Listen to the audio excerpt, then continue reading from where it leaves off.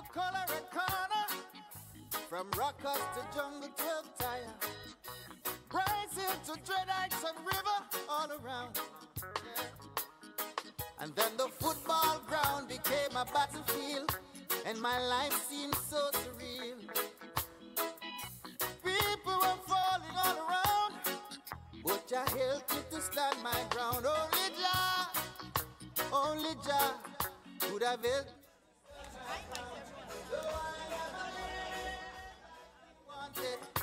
I was mindful of what He taught me, so now I beg and plead, I'm on my bending knees, 'cause Father, you rescued me, and I've got the scars to show.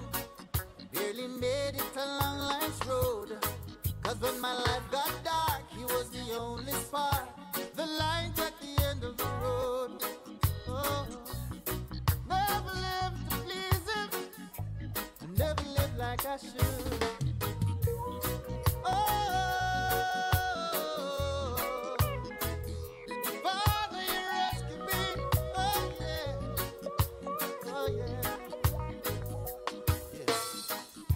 I've lived and I've learned, I've made mistakes along the way. Now I beg for forgiveness each day as I try to pray. So take it from me, son, you can change the world today.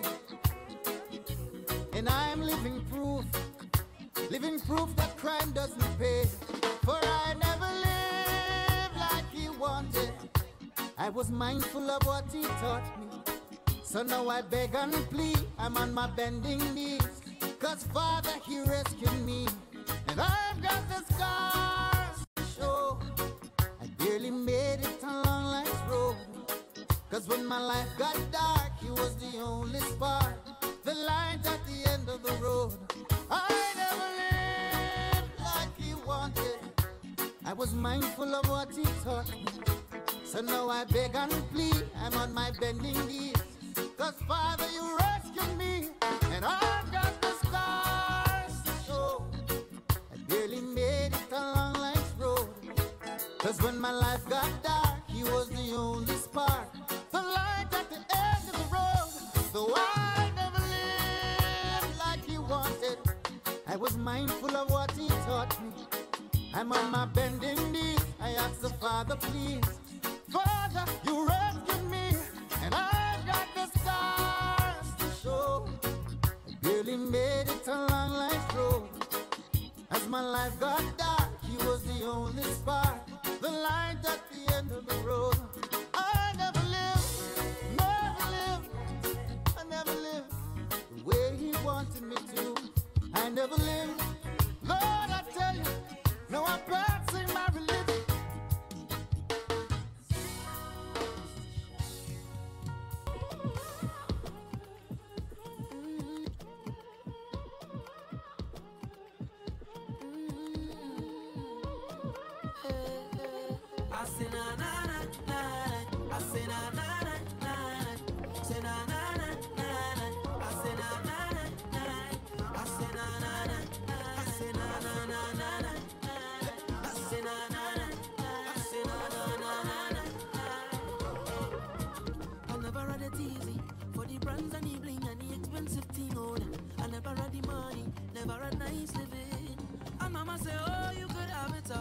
Just work hard for yours. I say, Mama, you know I look hard for sure. Now Jah bless me with the opportunity to fly country to country. Now I could drink champagne when I thirst. Now I could see only thing I never see. They say this how I youth man so long, but I thank me for the run the family. Now no bad mind boy they can stop me. On every show I smiling 'cause trust me, life is so lovely. Whoa. And I'm far from finished. Whoa. And I can't believe it. I'm far from finished. Whoa, love the life that I live in. I say na na na na. I say na na na na. Say na na na na. I say na na na na. I say na na na. I say na na na na. I say na na na. I say na.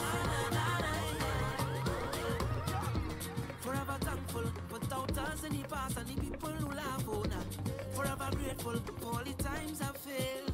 And Papa say, oh, son, you can't give up. What's for you is for you. I said, Papa, you know I will never stop, no.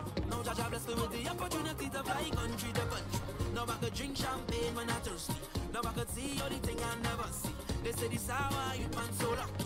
But thank you for the run if I'm there. No, no bad mind boy, they can stop there. And every show I'm smiling cause trust me, love is so lovely, boy. And I'm far from finished, boy.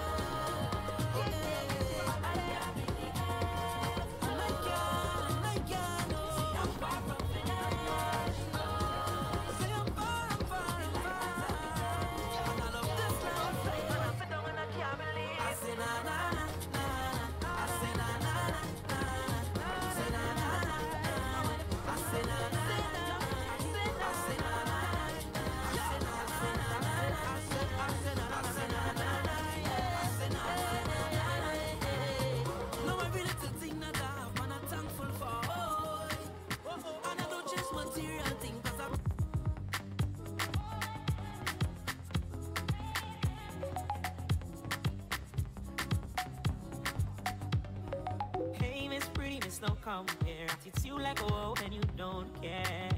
Baby, can I talk to you about the things you're about to make me do? That body gonna make me miss you often. Is this your first time while you're fronting? Soon everyone's gonna be asking if I'm sprung out on you.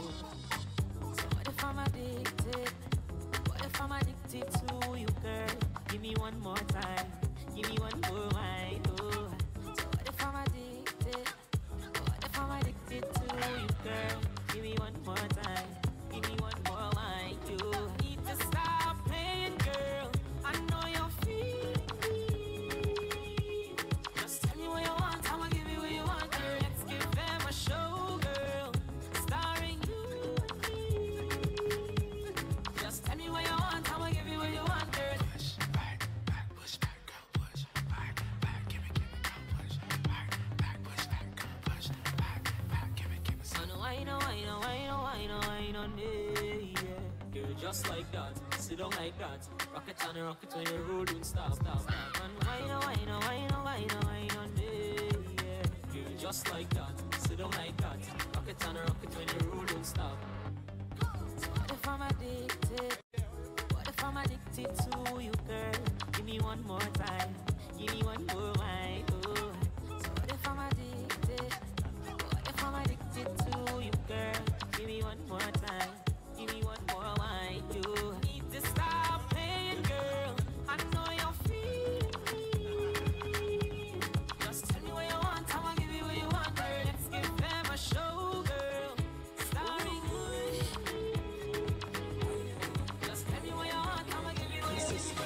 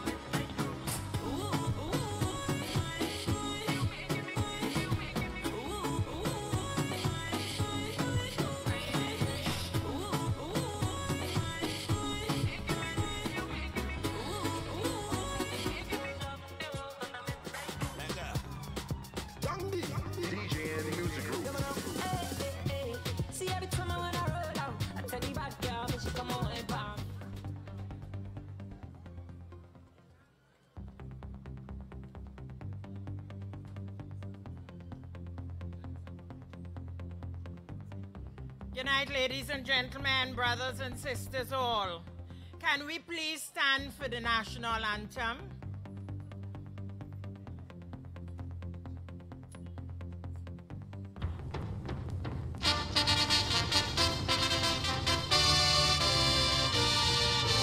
Forged from the love of liberty in the fires of hope and prayer, with boundless faith in our destiny, we solemnly declare. Side by side we stand, islands of the blue Caribbean Sea, this our native land. We pledge our lives to thee. Every creed and race find an equal place, and may God bless our nation. Every creed and race find an equal place, and may God bless our nation.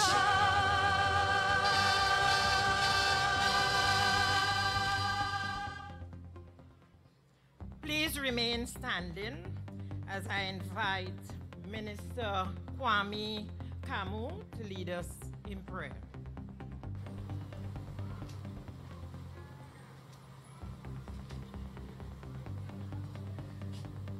All protocols observed as we bow our heads before the Most High.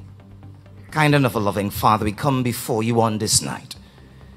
It is with mixed emotions, for certainly with immaculate weather the likes of this, we must be thankful. For life and health and strength in the measure that we have it, we certainly must be thankful. But at the same time, we are here to deal with very serious business pertaining to your people. Scripture says, your word says, that money answereth all things. Of course, you meant all things.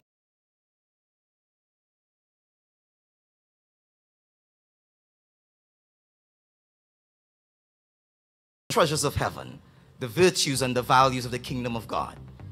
On this night, we are here to talk about, to deliberate, to address, as it were, the concerns of the people as it relates to the budget. Father, I am reminded by the words of a very serious, but a very powerful and a very common song to each and every one of us. The national song of Trinidad and Tobago, where we ask that you would indeed grant to the leaders of our country the wisdom to rule aright. Certainly when we are faced with a cosmopolitan country like Trinidad and Tobago with many varied races, as the first stanza seeks to tell us, certainly we know that there are different cultures here represented. There are various ethnic groups represented. There are various classes represented. There are various religions represented. And dealing with the affairs of a diverse people is no easy task. I certainly do not envy the job of the Minister of Finance as at this time. I do not envy the job of the Prime Minister as at this time, or any other minister that is serving in government. Father, the state of our economy. We are operating from a deficit budget, $5 billion or so in the red. And so we have to turn to you, the author and the finisher of our faith. For if we are to climb out of this, we would need more than facts and figures and statistics. If we are to move beyond this, we would need more than just man's wisdom. For a man may watch and try to keep a city, but he will keep it in vain if he does it without you. And so we invite your presence. A man may indeed set up himself all night and wake up early in the morning, but if he does so without the Most High, all of his works shall be in vain. And so we invite you into this meeting on tonight for a number of reasons. One, we turn to you for knowledge and wisdom and understanding to bestow it upon our leaders like never before there was. For if ever there was a time for leadership and righteous, visionary, wise leadership, it is now. And the person to give it is you. Father, we turn to you to ask you to maintain peace and law and order. Thankfully, in Trinidad and Tobago, jump high, jump low, we somehow still are able to manage a semblance of peace among ourselves, notwithstanding our very many differences. So I thank you for a peaceful, safe gathering, free of all accidents and incidents or anything that would mar this evening's proceedings. And certainly we ask that tonight, whoever is looking upon this via live radio or television, those that are here gathered, we pray that there would be discerning ears and discerning hearts, that we would be able to understand that which is being said concerning the budget and the affairs of Trinidad and Tobago, and we would be able to stand ready and courageous to do our part. It is easy to turn to the leaders. It's easy to even pray for the leaders. But we ourselves as the people, we have a responsibility. And so on tonight, we pray that you would give us the discernment to understand what is our role in this process as the people of Trinidad and Tobago. What is our part into progress, into operating in surplus once again. But again, we cannot do any of it. Again, your life, your health, and your strength. Father, may your kingdom come here on earth, even as it is in Shamayim, even as it is in heaven. And as I close on tonight, I bid a namaste to the Hindu community. I say assalamu alaikum to the Muslim community. I say peace be unto you, of course, to my Christian brothers and sisters, and to my fellow Hebrews, and to my fellow Essenes and Nazarenes. I bid you on tonight, shalom. May God bless us all. Thank you, Minister Kwame Kamu, for such an inspiring prayer. Ladies and gentlemen, we come before you as your party in government to share with you the highlights of the 2017 to 2018 budget. But before we get into the program, I just want to recognize a few persons. I'd like to recognize one of our deputy political leader, former Minister Joan Yule Williams. Also recognizing our deputy political leader, Rohan Sinanan, who is also the Minister of Works and Transport.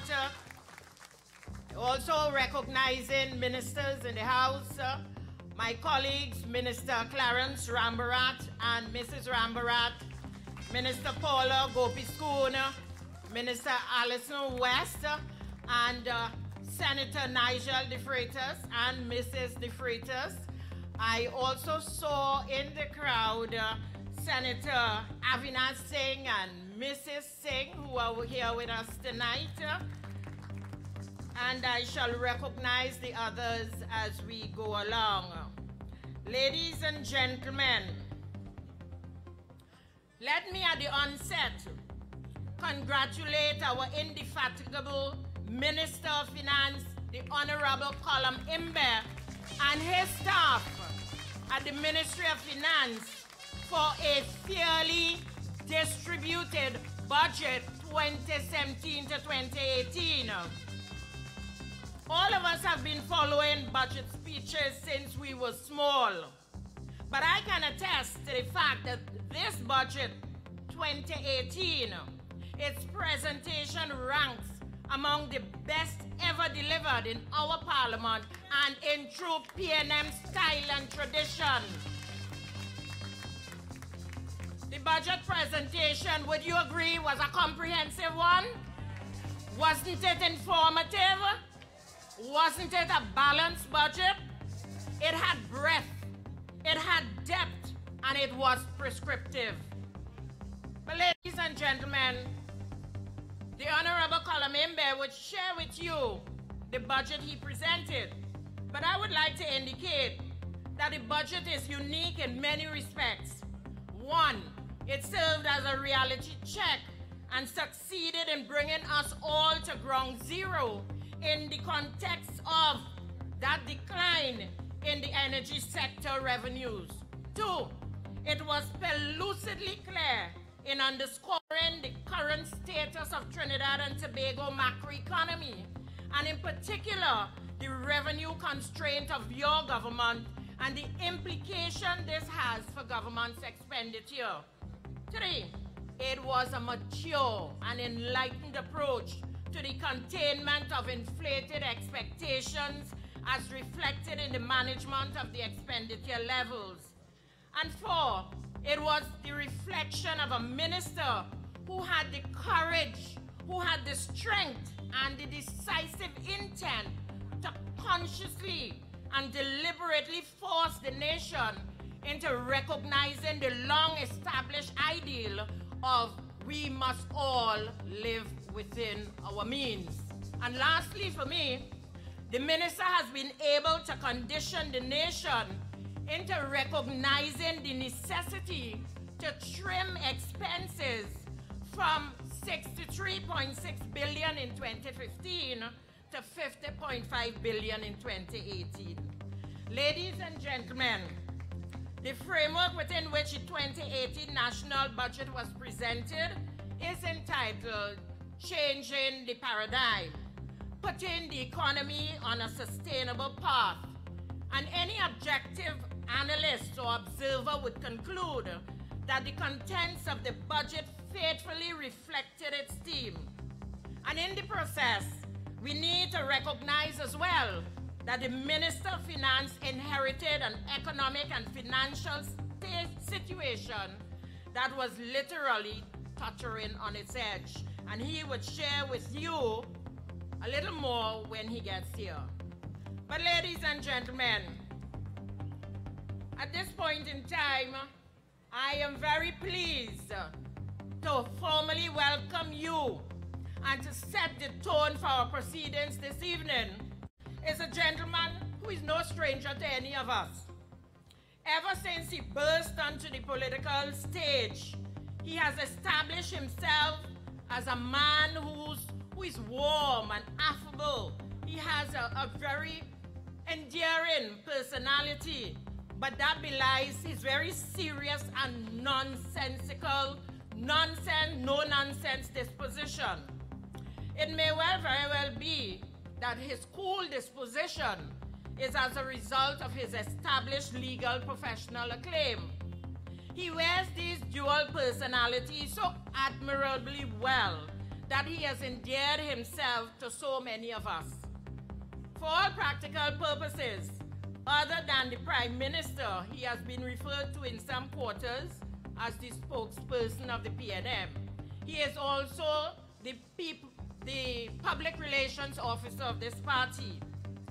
He is the parliamentary representative West. He holds on. Let us welcome our very significant public relations officer and minister, the Honorable Stuart Rong. Please welcome him warmly.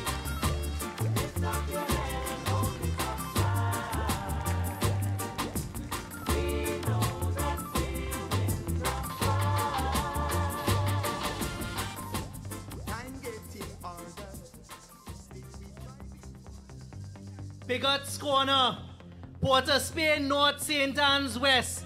Show the people from outside how warm we are. Louder than that.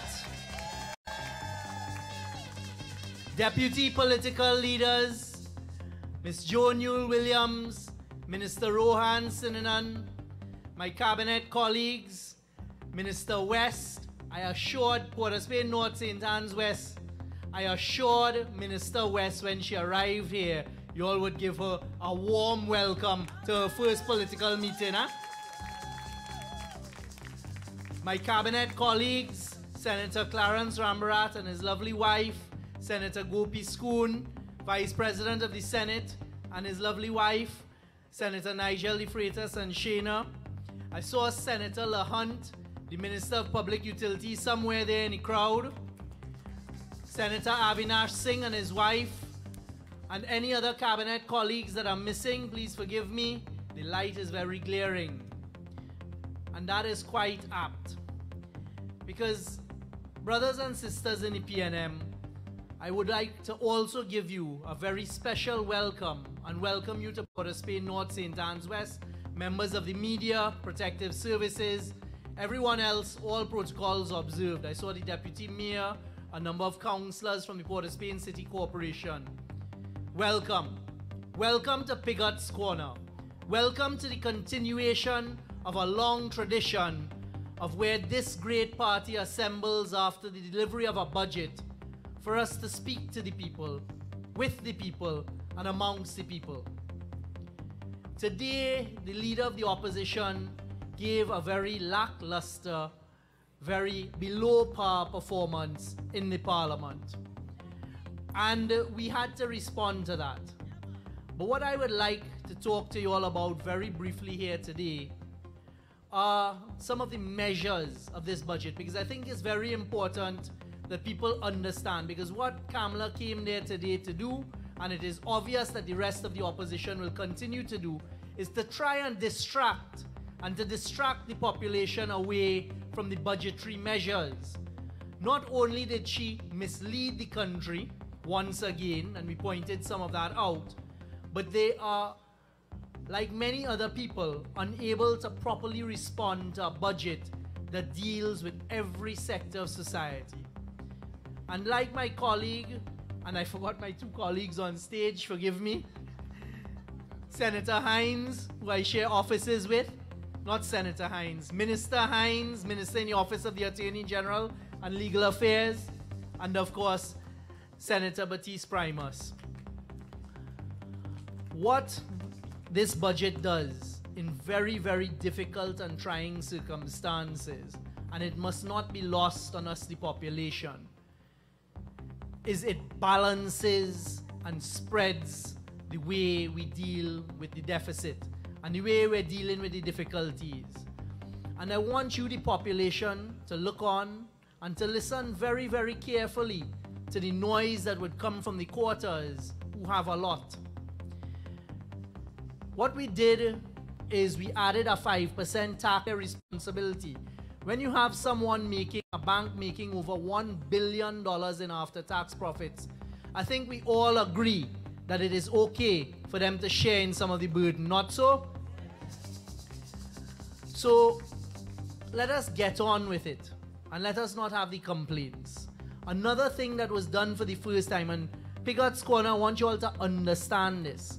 In the energy sector, we discovered that for all of the gas coming up, all of that gas that is for the future generations, and that gas belongs to every citizen of Trinidad and Tobago. That's an important point, huh? Every citizen of Trinidad and Tobago has a right to the natural gas that's below the surface. We discovered that no money is being paid to the Treasury for any of this gas. How could that possibly be fair for the future generations? So what we've done is we've introduced a tax, a royalty tax of 12.5% of the value of that gas that is extracted from Trinidad and Tobago's grounds. And I think you all should give our PNM government a round of applause for that. Because unlike the past, we haven't come to tax the small man and the middle class that are already there carrying their part of the burden. And the vast majority of these oil and gas companies are not complaining about it. And there are some out there who are saying they would be exempt from it. Simply not true. Because this PNM government is adamant that the patronage of Trinidad and Tobago and every citizen must be protected. And I think you need to applaud your leaders for that. Because you have a government and a leadership that is prepared to take on the difficult tasks. And I want everybody listening outside there to know that we will not succumb to threats. So threaten us high, threaten us low. We are not going to succumb to it. Because this government is adamant that it will do what is right for Trinidad and Tobago. I am not meant to spend too much time at the podium, and it's really meant to welcome. A lot, Minister Hines and myself left our colleagues in the House, still debating the budget, and they will be along shortly. I want to make a couple more points. You all heard the leader of the opposition on the day of budget this Monday talk about a bankrupt budget, a bankrupt Minister of Finance, a bankrupt this, a bankrupt that. You know why she's so familiar with bankruptcy? Let me tell you all why she's so familiar with bankruptcy. Because that is the state they left the country in pre-September 2015.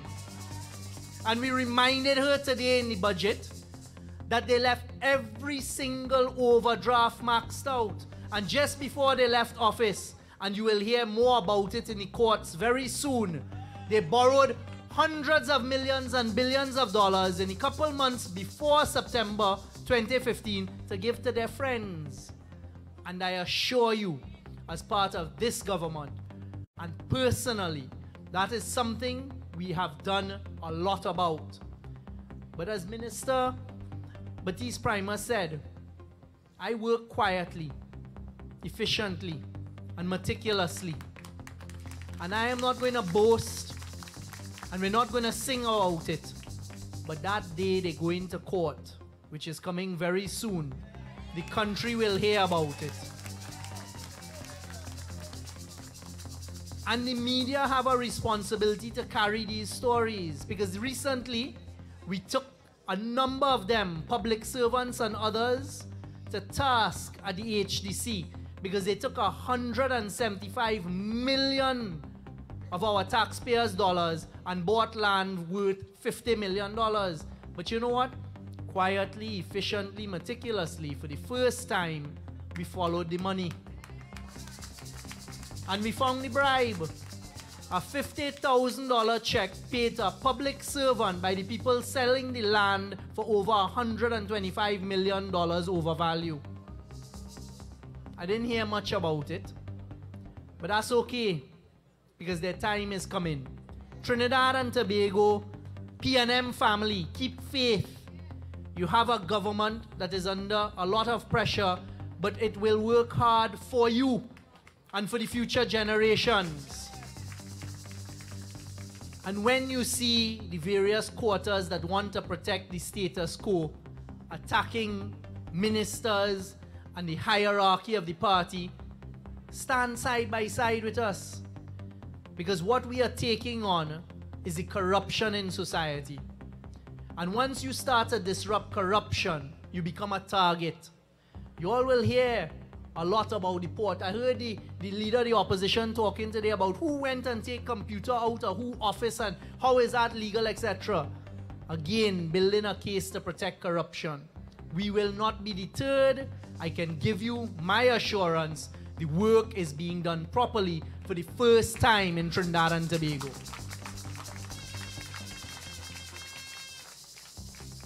We will find it, we will root it out as best as we can. But one assurance I can give you is you have a government that is not afraid to do the hard things. Stand with your government. Support your government. Port of Spain North, St. Anne's West, I thank you for your continued support. You all are a tremendous constituency and I appreciate it. Every single time I walk the constituency, including last week when I walked Leon Hill from side to side, all I get is positivity. Because you see that your MP is working and working hard for the country. And I continue to give you my commitment that I will do likewise for the constituency. Yes, we have difficulties, but we will overcome those difficulties working together. Don't be deterred. Don't let Kamala and her band of, was it Alibaba and the, how many of them? Right. They cannot deter us. I heard her today talking about Shadow song, and she had the audacity to quote Shadow's Calypso, "Bun them. Peter, Peter, wait by the bun them." You know what I have to say to that? Sorry, Black Stalin. You know what I have to say to that? David Rudder had a song, Panama. Plenty of her friends hiding in Panama. Plenty of accounts hiding in Panama. The Panama Papers. We come in. We come in and we ain't stopping by the gate. Port of Spain North, St. Anne's West, thank you very much. Welcome. When our leader gets here, give him the warmest round of applause. Our Minister of Finance will join us shortly. And I thank you. I thank you for your continued love and support. PNM family, let them hear us in all of the hills of Port of Spain as we say, great is the PNM, great is the PNM, great is the PNM, and we shall prevail. We know that we'll win the prize. Don't be discouraged by the pitfalls and their worries. Ladies and gentlemen, brothers and sisters, that is man of action. If you agree, give him another round of applause. We want to see them with some lovely looking silver bracelets on their hand. But ladies and gentlemen, the cold reality is the figures today tells us that it is not business as usual. It is in this context that there is the dire need for all of us to engage in this paradigm shift. The theme of the 2018 budget, changing the paradigm, putting the economy on a sustainable path, is most appropriate and indeed very timely.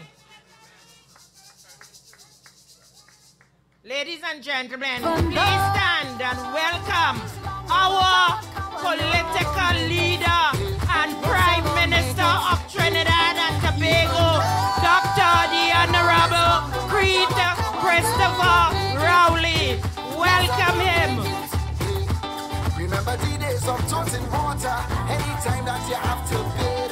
But when people pass and they see you, oh my Lord, used to feel that shame. Wondering if this lasts forever, wondering when you will feel proud. If it's one thing that he didn't tell me, there is sunrise after each cloud. I say,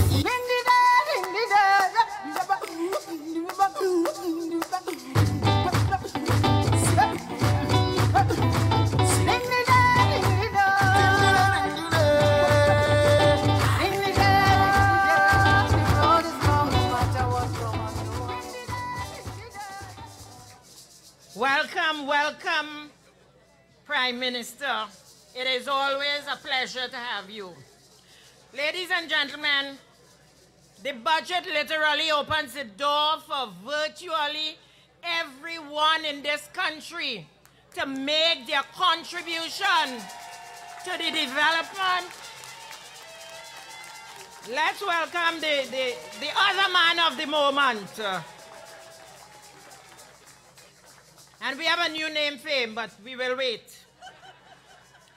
Yes, ladies and gentlemen, opens the door for virtually everyone in this country to make their contribution to the development of Trinidad and Tobago, with the government, your government, taking a leadership role in encouraging the pursuit of a wide range of activities. And it is within this context, ladies and gentlemen, next speaker. Anytime the name of our next speaker is called, it is associated, has been in public life for over 20 years, and has distinguished himself as a stern and stout-hearted defender of the cause. His unrelenting defense of the PNM, whenever it is required, knows no boundaries. And like a true champion that he is always ready, willing, and able to take on all of them. Those who feel they can malign or undermine this party, or others who have endeavored over the years to tarnish our proud and accomplished name. This gentleman, ladies and gentlemen, is no easy stalwart. Ladies and gentlemen, he had to give you his views, his perspective on the budget, and to enlighten you and to enrich your lives on some of its very worthy elements, is no less a person than the Minister in the Ministry of Legal Affairs and Parliamentary Representative for Laventille West, the Honorable Fitzgerald Hines, Jah Rastafari. every little thing gonna be alright.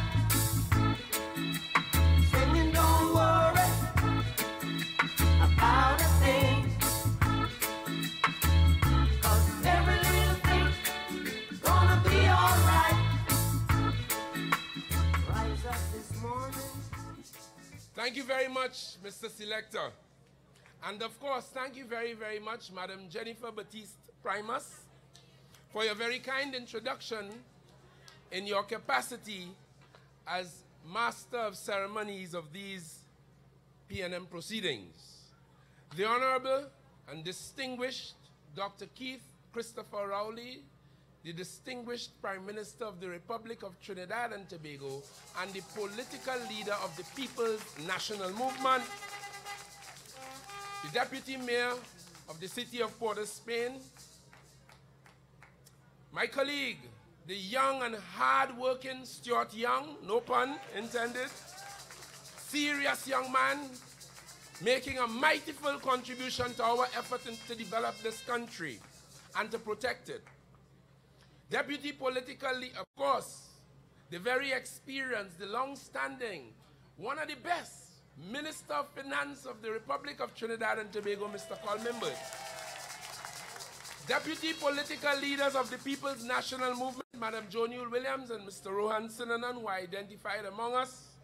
All of my very hard-working cabinet colleagues, the executive and members of the Port-au-Spain North St. Anne's West constituency who are hosting us on this beautiful evening, all members of Parliament, of both houses, members of local government, all you beautiful members of the People's National Movement, members of the media, very distinguished ladies and gentlemen, and the children among us who will benefit from the wisdom that will flow from this platform this evening for years to come. In 2010, the UNC came to office and they met a healthy and robust economy, a 47 billion budget, projected expenditure of 47 billion, a stable currency, a stable foreign exchange market, strong foreign reserves, good commodity prices for oil and gas, healthy balances or balance in the Heritage and Stabilization Fund, manageable public debt, and positive, most of all, positive credit ratings by the international rating agencies. Of course, by then, the international banking system was traumatized. Some might say collapsed. But Trinidad and Tobago up to then was largely unscathed. By 2012, however, things began to change and change for the worse. Oil and gas prices substantially slipped. The UNC knew at that point that things were bad because it was precisely at that time, as Minister Stuart Young explained today to the people from the Parliament, that they began to go in and raid a $16 billion reserve in the NGC. They knew things were difficult at that point.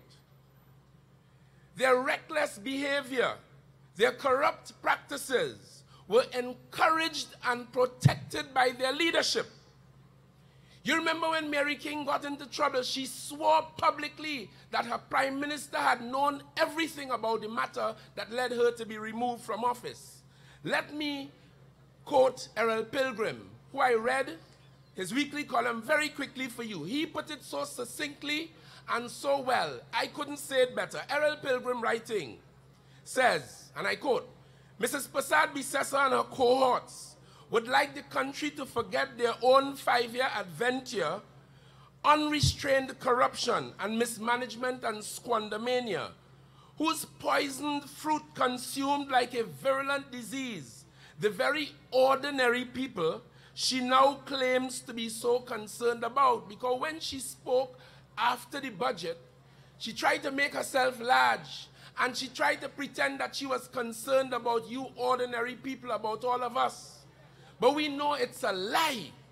He goes on, and I quote again, an adventure that was premised on the uncompromising policy of self-interest and deception that exceeded the bounds of reason and brook no concerns for the welfare of Trinidad and Tobago then or in the future. That is how Errol Pilgrim correctly put it. Under Madam Kamla Prasad Bisesa, the annual budget went from $47 billion in 2010 to $64 billion by the time she left office. $64 billion. Tonight I speak to you having listened to what she had to say yesterday, or Monday, sorry, and what she had to say today.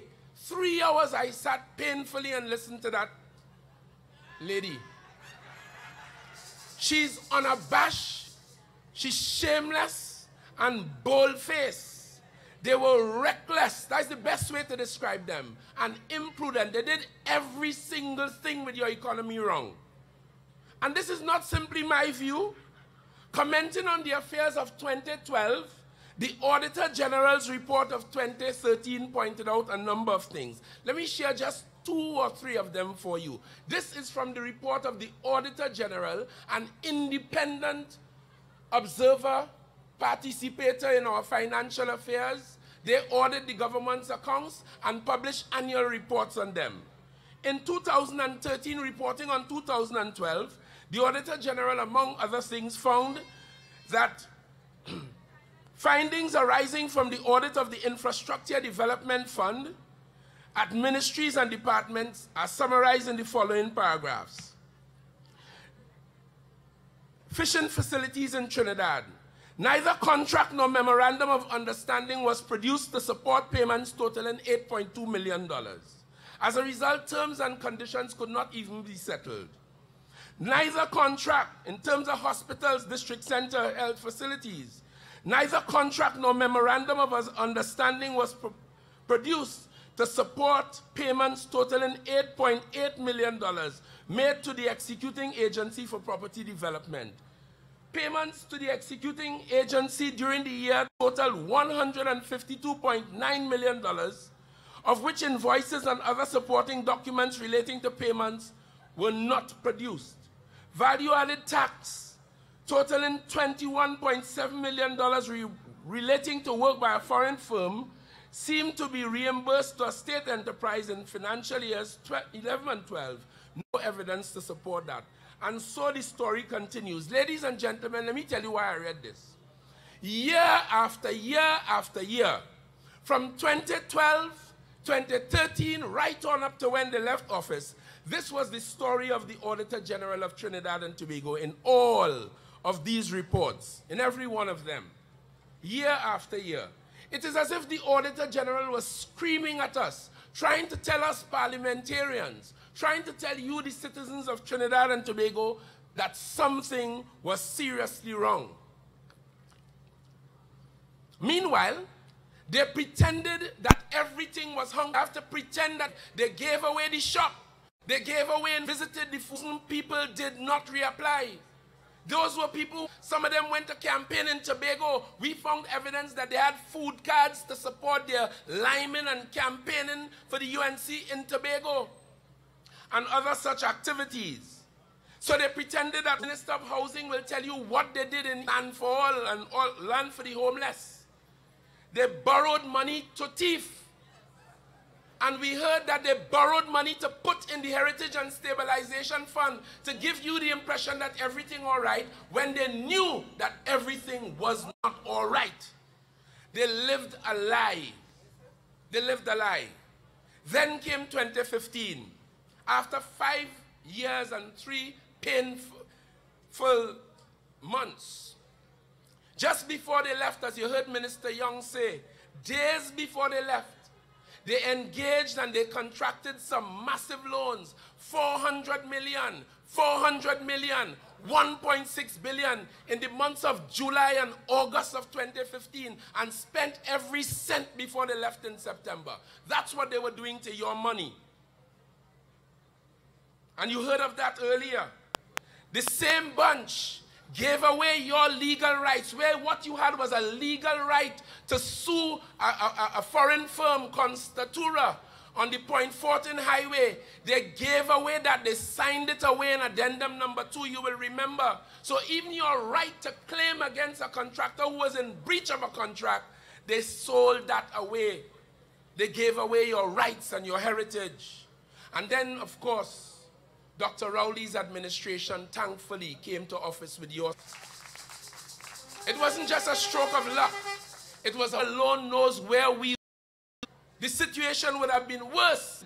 Difference in 2015 and in the PNM, you got always been different. We stand 56 to today without blemish, without on a few occasions that individuals didn't do it for openness in government, transparency, accountability. And my leader and the PNM, we promised you, and we have been giving you that for the last 2 years, heard one single minister accused of any bullshit. The governor of the central bank, all the public servants full well understand the treasury and the affairs of the people of Trinidad. But here how we are different. The first thing that Dr. Rowley did to 23 persons, remember that? Saving you about $7.2 million in salaries per year. Some of us have, like Stuart Young, he must have about 10 portfolio. And we have maintained that one of our colleagues is out of business these days because of his health, and others are holding the gap. We said we will deal with a 23-member cabinet. And there we go. And when the lady who talked so lustily today, when she found the likes of Jack Warner and Arnel Roberts for her cabinet, and Devant Maraj, and Anand Ramlogan, and Rodney Charles, the man with the Ouija board, and Suraj Rambachan, and Ganga Singh, when she found the likes of them, and when she protected them like mother hen, and cuddled and protected them, pitbull as some of them are, Dr. Rowley made it clear from the very start to every one of us, and it was not new to me because I've been watching and following him now for 22 years. He made it very clear, when it comes to matters of corruption and integrity, there will be no place to hide in a PNM government. There will be no place of refuge. You are on your own. Every one of my cabinet colleagues understands that full well. And not only my cabinet colleagues, by now, every single permanent secretary, every public servant understand that. And who don't hear will feel. As you heard my colleague say a while ago, no protection. And Dr. Rowley will not be heard to say no big deal and get the evidence. We're not on that. We meet in cabinet every week, and when we have to, otherwise, at the diplomatic center. Prior to that, we met at the Prime Minister's office in Sinclair. When they were in government, they met everywhere, upstairs, downstairs, bar, kitchen, lavatory, San Fernando, Port of Spain. They even met in Philippines by the same windowsill.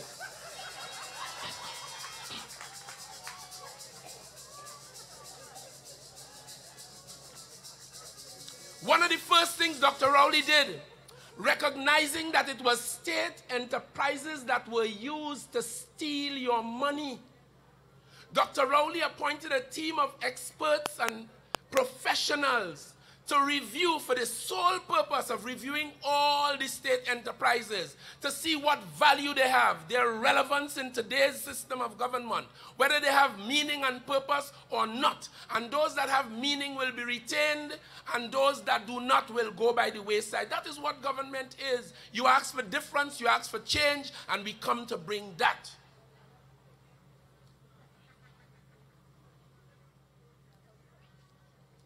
And we will be guided by that report in those ways. And rather than keep them to use them for corruption, we will treat with them along those lines. One of the first things Dr. Rowley did as well was to instruct every one of my colleagues, including me. I was then in the Ministry of Works and Transport, to instruct every agency under our purview, and our ministry, the core ministry, to cut its expenditure, its budgeted expenditure, by 7% from day one. Because we came into government understanding that we were in difficult times. The High Commissioner to London, Mr. Orville London, a very distinguished man, during the campaign in 2015, I was in conversation privately with him. I hope he doesn't mind. And he said, little brother, because that's what he calls me, and I call him big brother. He said, little brother, I'm not lying to tell you, you know, this is no election to win. I say, but we have to win. But he says, not a nice election to win, because we knew we were walking into the eye of a storm. We knew that. But we are the PNM. We are afraid that we have been there before. And when this country needed us, they called us and we responded, and we will respond over and over and over again. And now that we were in government, I'll tell you this, old habits die hard.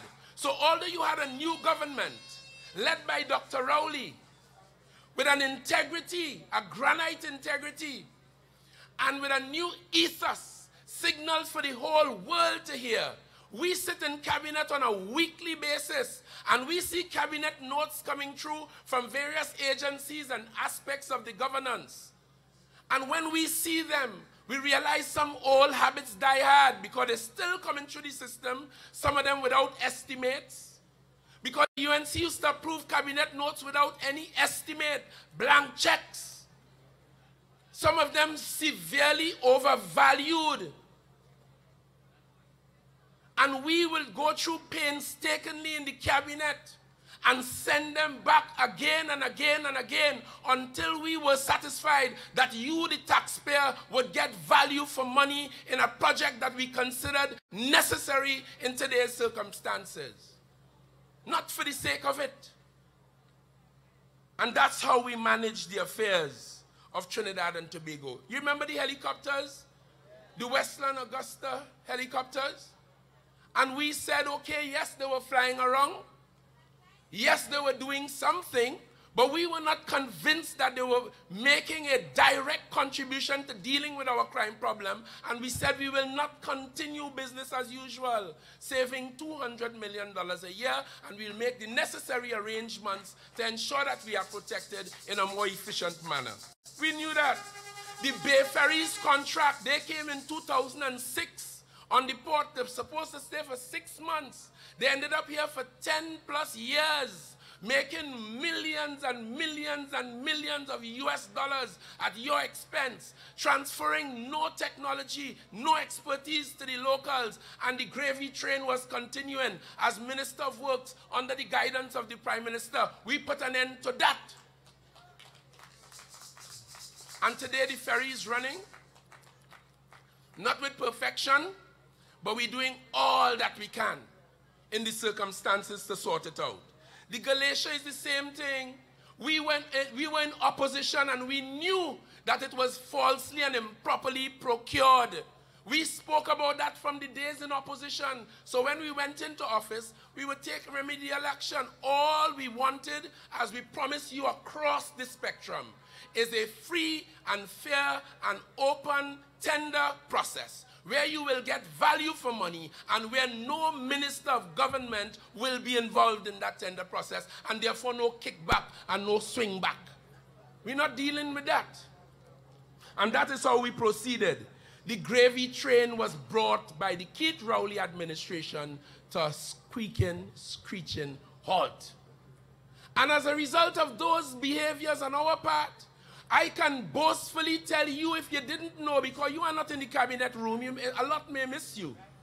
But we have saved you, the taxpayers of this country, millions and millions and millions of dollars since we came to office, by virtue of sound management, prudent management. And in the meantime, behind all of that, that man, the Minister of Finance, working with the larger economy, looking at all the macroeconomic essentials and doing what he had to do with them. This was his third budget. And I too must publicly congratulate and celebrate the Minister of Finance.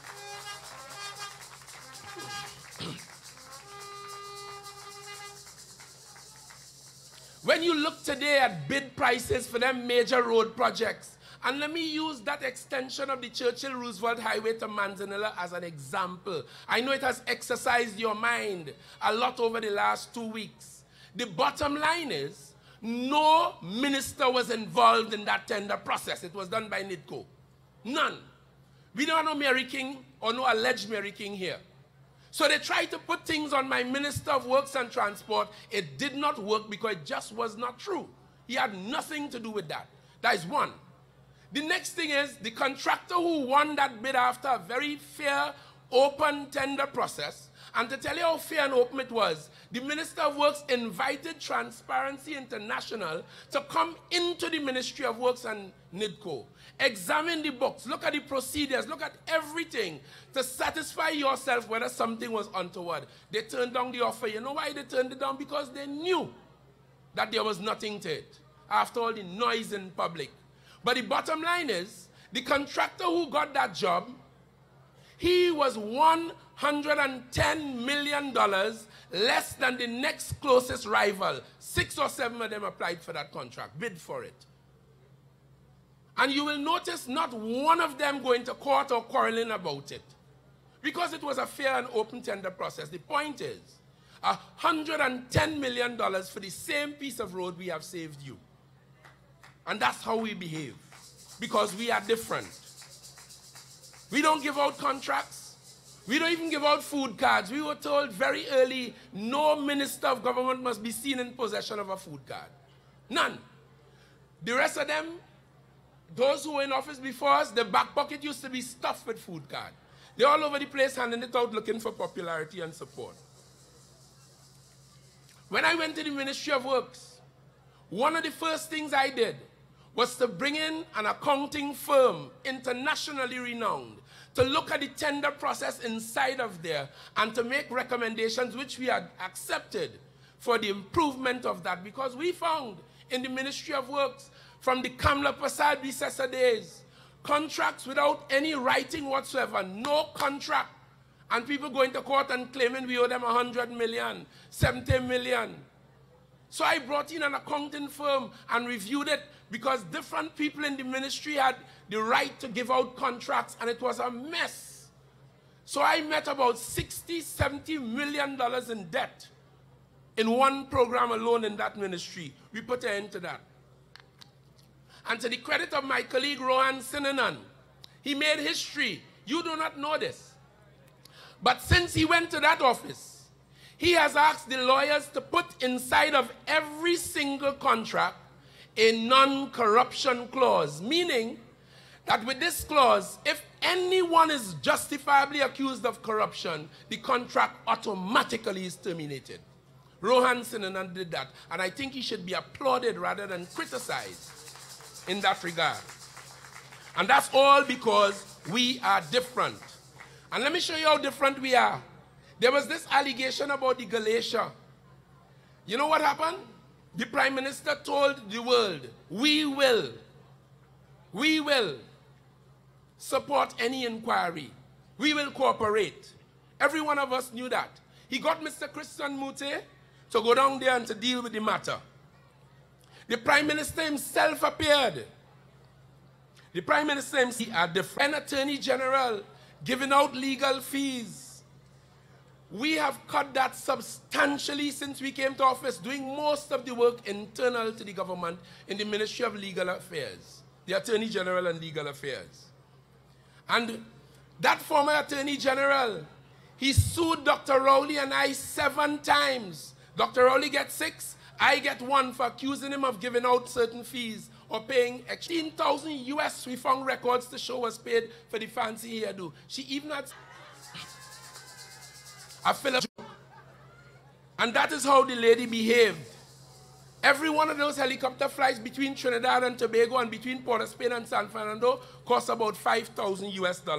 And that's how they behave. On the other hand, our Prime Minister is a workhorse. He doesn't even call you 2:30 in the morning.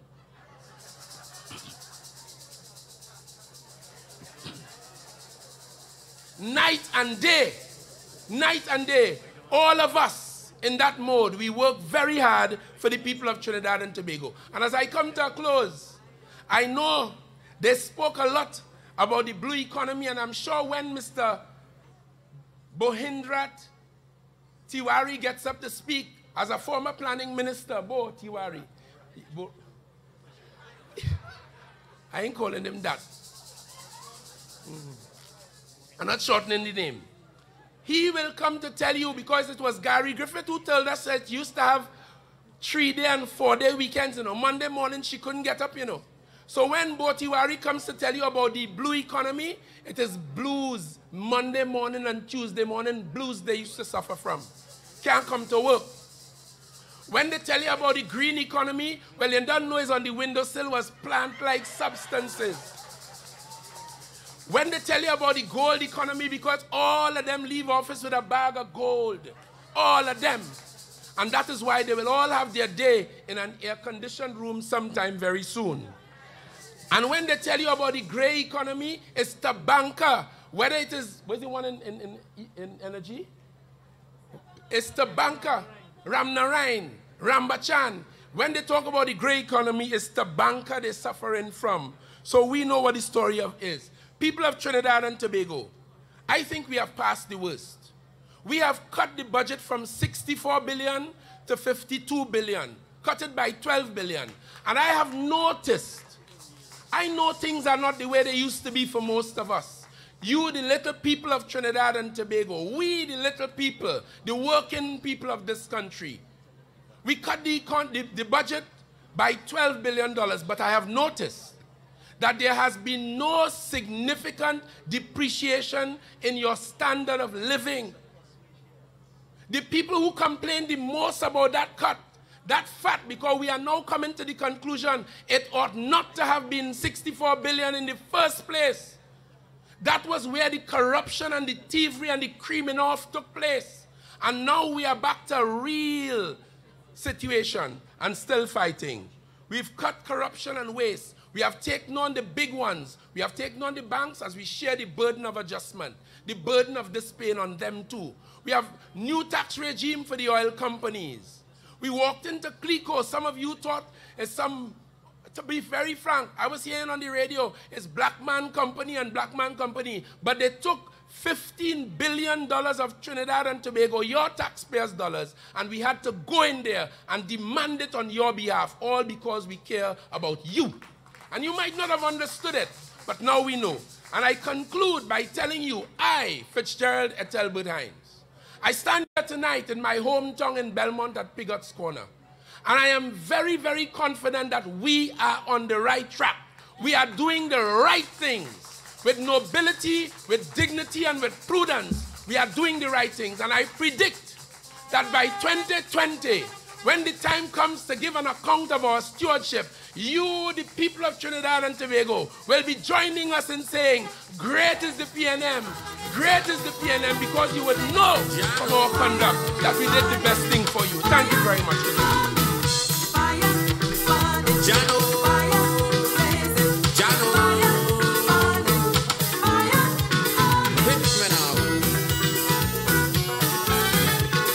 Yes, ladies and gentlemen, that is one of our most verbal, hard-working minister, my colleague. Ladies and gentlemen, as we move right along the program, I'd like to recognize a few of my colleagues who have joined us from Parliament.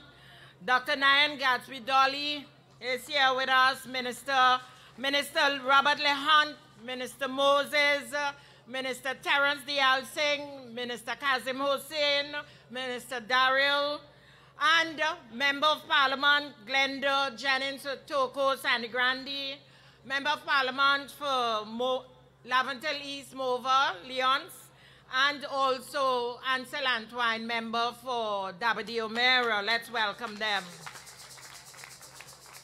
And Member of Parliament for Arima, Minister of Education, Mr. Garcia, Anthony Garcia. Ladies and gentlemen, I am very happy tonight to introduce the next speaker. They are no match for him. They tremble at the sight of him. He's brighter, he's smarter than all of them, particularly Kamla and her bunch. They have no answer to his wealth of knowledge, his depth of wisdom, his analytical instincts, and his wide expanse of understanding of the economic realities of the times, both nationally, regionally, and internationally. Ladies and gentlemen, brothers and sisters, our next speaker, he knows the challenges that face the region and this nation. He tells it as it is, no frills. And he's not afraid to order the right economic medication when it becomes necessary, while still displaying a high level of caring for the less fortunate. And he dispenses it in proportionate doses, fair and square, and free from fear. one thing you can be sure of, when he treats the patient with his economic medical formula, the patient not only recovers, but is returned to wellness and good financial health, almost as if the patient was not ill. We just have to exercise patience. Ladies and gentlemen, in the final analysis, his diagnosis is spot on. He breaks down the challenges, presents the prescription, and creates the right opportunities for the good and welfare of the entire nation. Ladies and gentlemen, he is the financial medicine man with the right medical formula. Ladies and gentlemen, by now you know that the patient is our beloved Trinidad and Tobago. Let us warmly welcome the medicine man of the PNM of Trinidad and Tobago, none other than our Minister of Finance and Member of Parliament for Diego Martin Northeast. Put your hands together and welcome to the rostrum, the Minister of Finance, the Honorable Colum Imbe. So the treasury broke and they say that's really session jamming. So for the government, when you start migrating, they do say it in the country, they say we gone down the drain. They say no more could we see happy times again. But the will to recover in my people, like have confidence. Although many may seem to feel that I talking nonsense, but the majority of we decide we're not going to run, because now is the time to show we patriotism. For we country facing, it's that it's our, so our people need us. Thank you, Jennifer. Thank you for that fantastic introduction. And ladies and gentlemen, that should give you some idea of Team PNM, because we are a team, a well-knit, functioning, high-level team. Dr. the Honorable Keith, and Member of Parliament for Diego Martin West. Your own Member of Parliament here in Port of Spain North, St. Anne's West, Minister Stuart Young. The Member of Parliament for Laventille West, Mr. Fitzgerald Hines. My colleague, the Minister of Labour, Small Enterprises, other members of Cabinet, other members of Parliament, members of the Port of Spain City Corporation, members of the leadership of the People's National Movement, the executive, MPs, members generally, and my boys from Bagatelle as well. Thanks for coming. It's a great pleasure for me to be here tonight. There's a tradition that the PNM, this is a long-standing tradition. When I joined the PNM in 1987, I met this tradition, and it had been going on for many years before that, where after the presentation of the budget, whether in opposition or in government, the PNM had come to this spot, Pigot's Corner, and educate the population on the national budget, and that is my task tonight. We have gone through a very, very, very difficult year. 2017 was not easy. You'll have heard me say just recently that on a number of occasions in the last 12 months, we in the government, we in the Ministry of Finance found it very difficult to pay public servant salaries and wages, and to pay for essential goods and services, to pay to keep the hospitals running, to pay old age pension. But we persevered and we made it happen. And on several occasions, we had to go to the commercial banks and borrow money just to make sure we could meet our commitments and to keep this country running smoothly.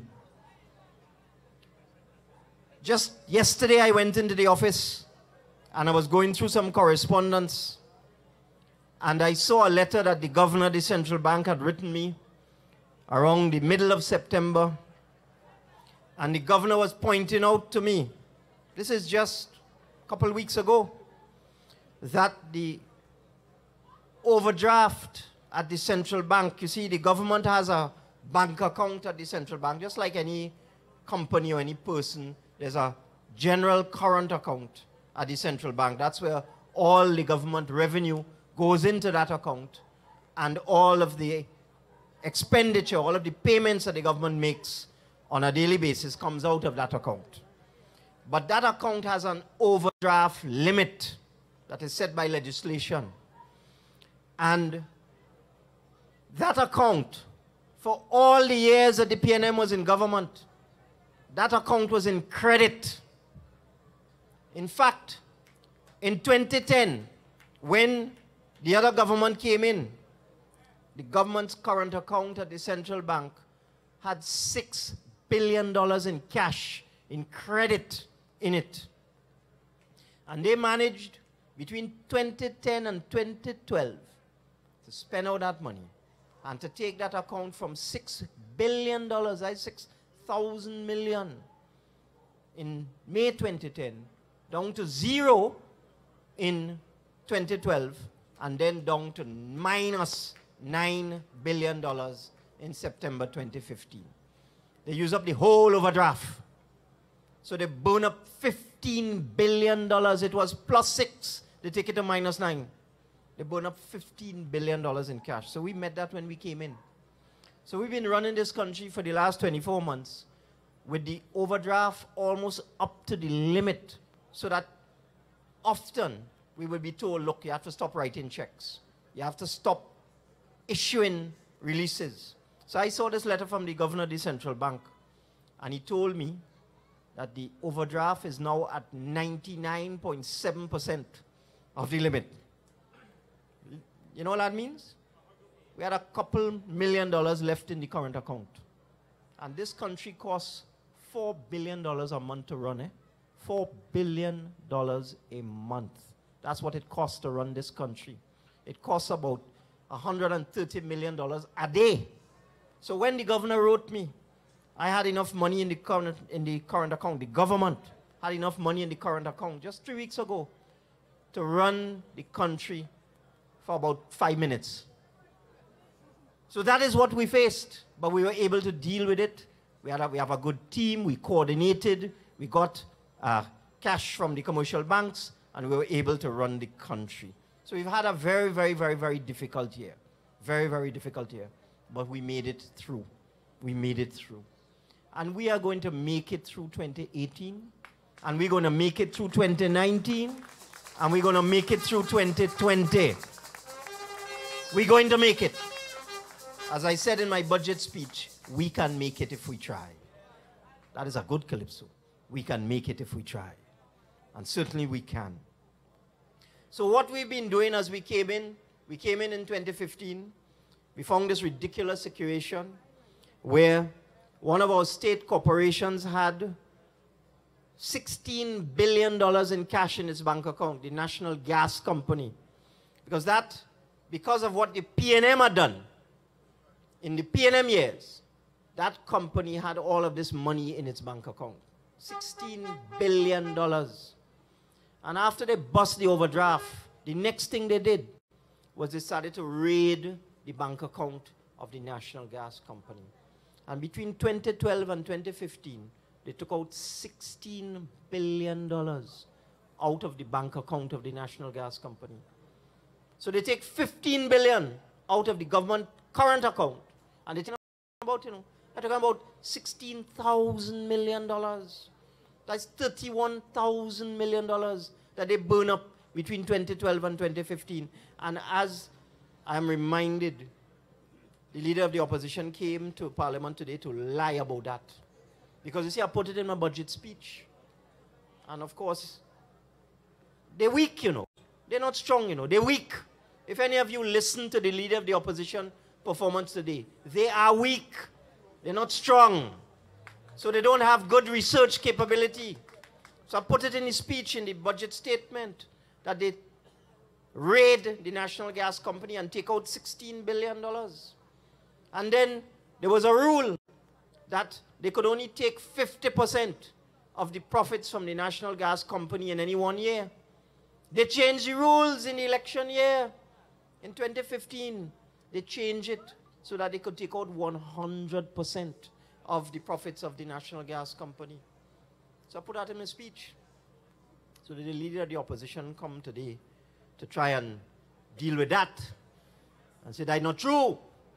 And they didn't take out 16, they only take out 11. Well, even if it was 11, even though that is a lie, that's still plenty. She said, no, it's not true, we didn't take out 16, we take out 11. And that thing about how we change the rules, that ain't true. So, what they didn't know is that I got that information out of a Joint Select Committee report laid in the Parliament on the 29th of September by a committee chaired by the opposition, chaired by Senator Wade Mark. I took it from Wade Mark's report laid in the Parliament. And Minister Young read out the Joint Select Committee report today on the National Gas Company. They couldn't say a word because it's Wade Mark say so.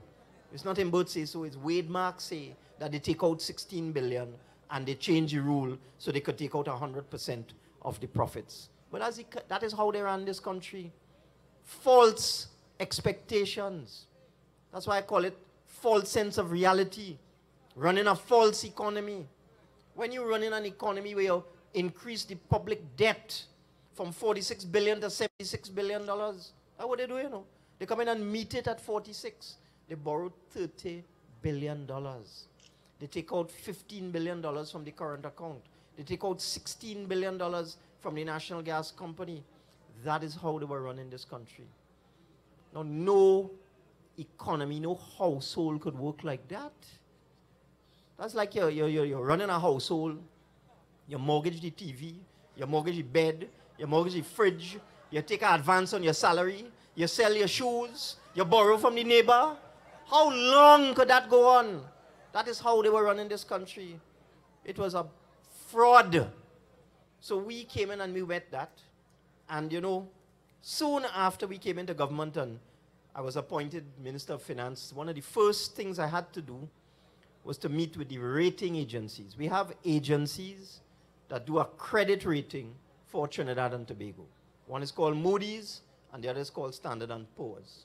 And based on the credit rating that they give you, it determines the cost of borrowing. So they'll give you an A or a B, as the case may be, and that determines what price, what interest rate you will have to pay if you have to go to borrow money. So I had a meet with Moody's. The lady come in the room. They don't write the report already, you know. This is a couple months after we come into government, you know. She said, we're going to downgrade Trinidad and Tobago. I said, eh? I said, will the meeting ain't start yet? She said, that's all right. The last government bankrupt the country. Think it easy? So we have been climbing back from that, and we were able to change the outlook of this country in terms of the eyes of the rating agencies from negative to stable. That's what we've been able to do. We've been able to stabilize it. But that is the kind of challenge we face as we came in. Overdraft up to here. No money coming in.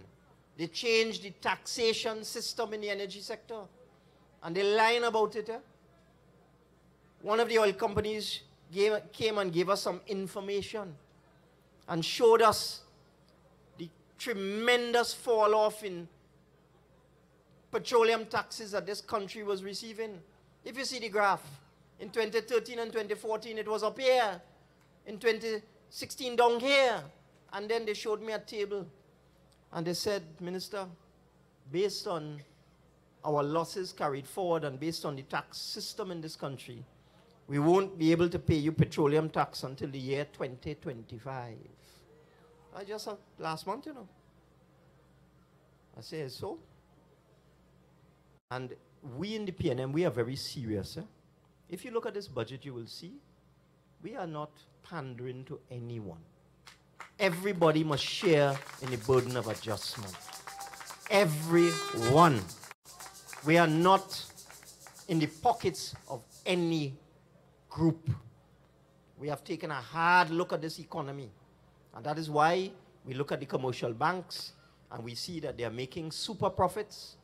You have a recession going on. People scrunting, and one of the banks making $1 billion in profit.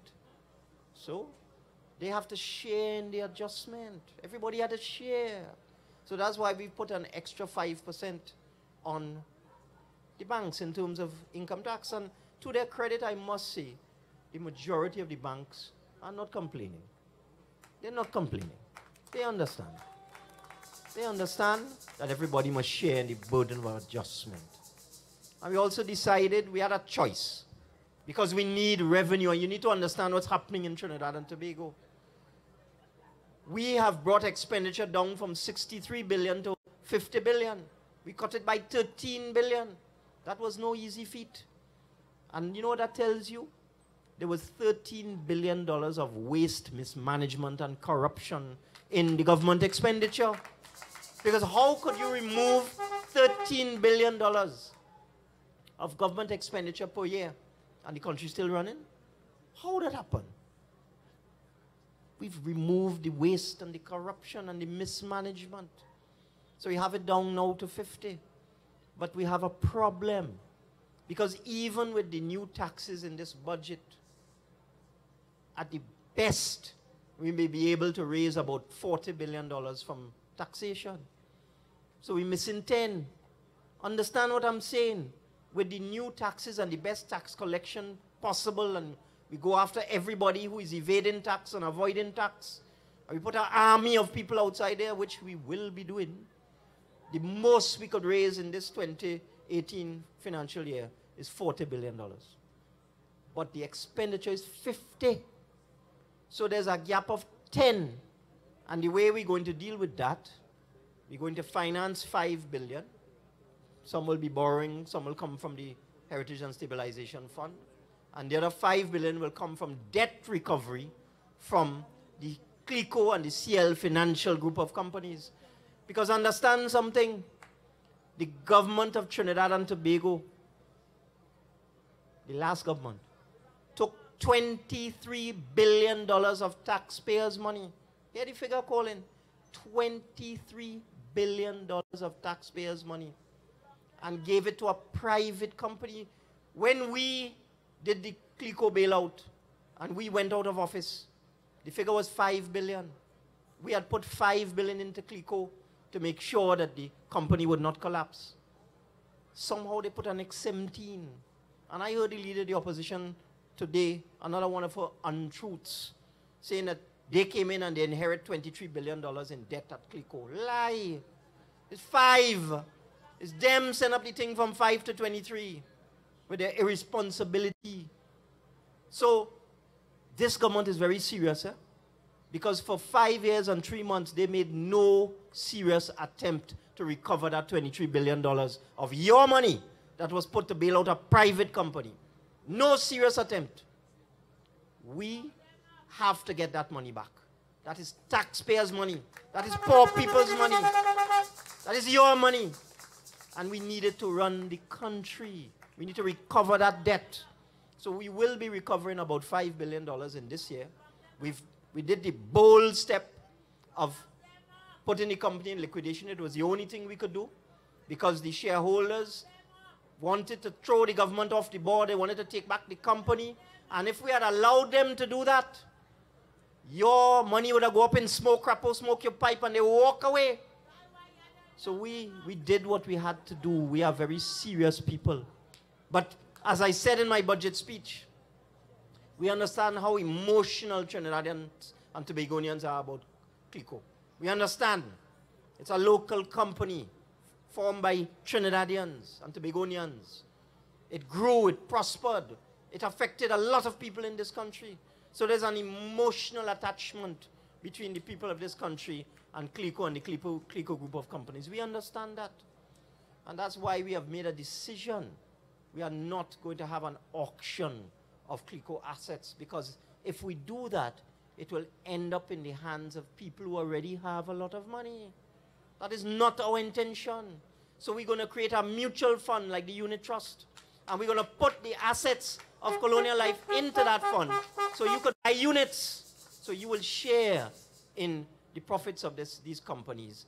And the companies will be continued as going concerns. Companies like Angostura and companies like Republic Bank. That is how we see as giving back to the people.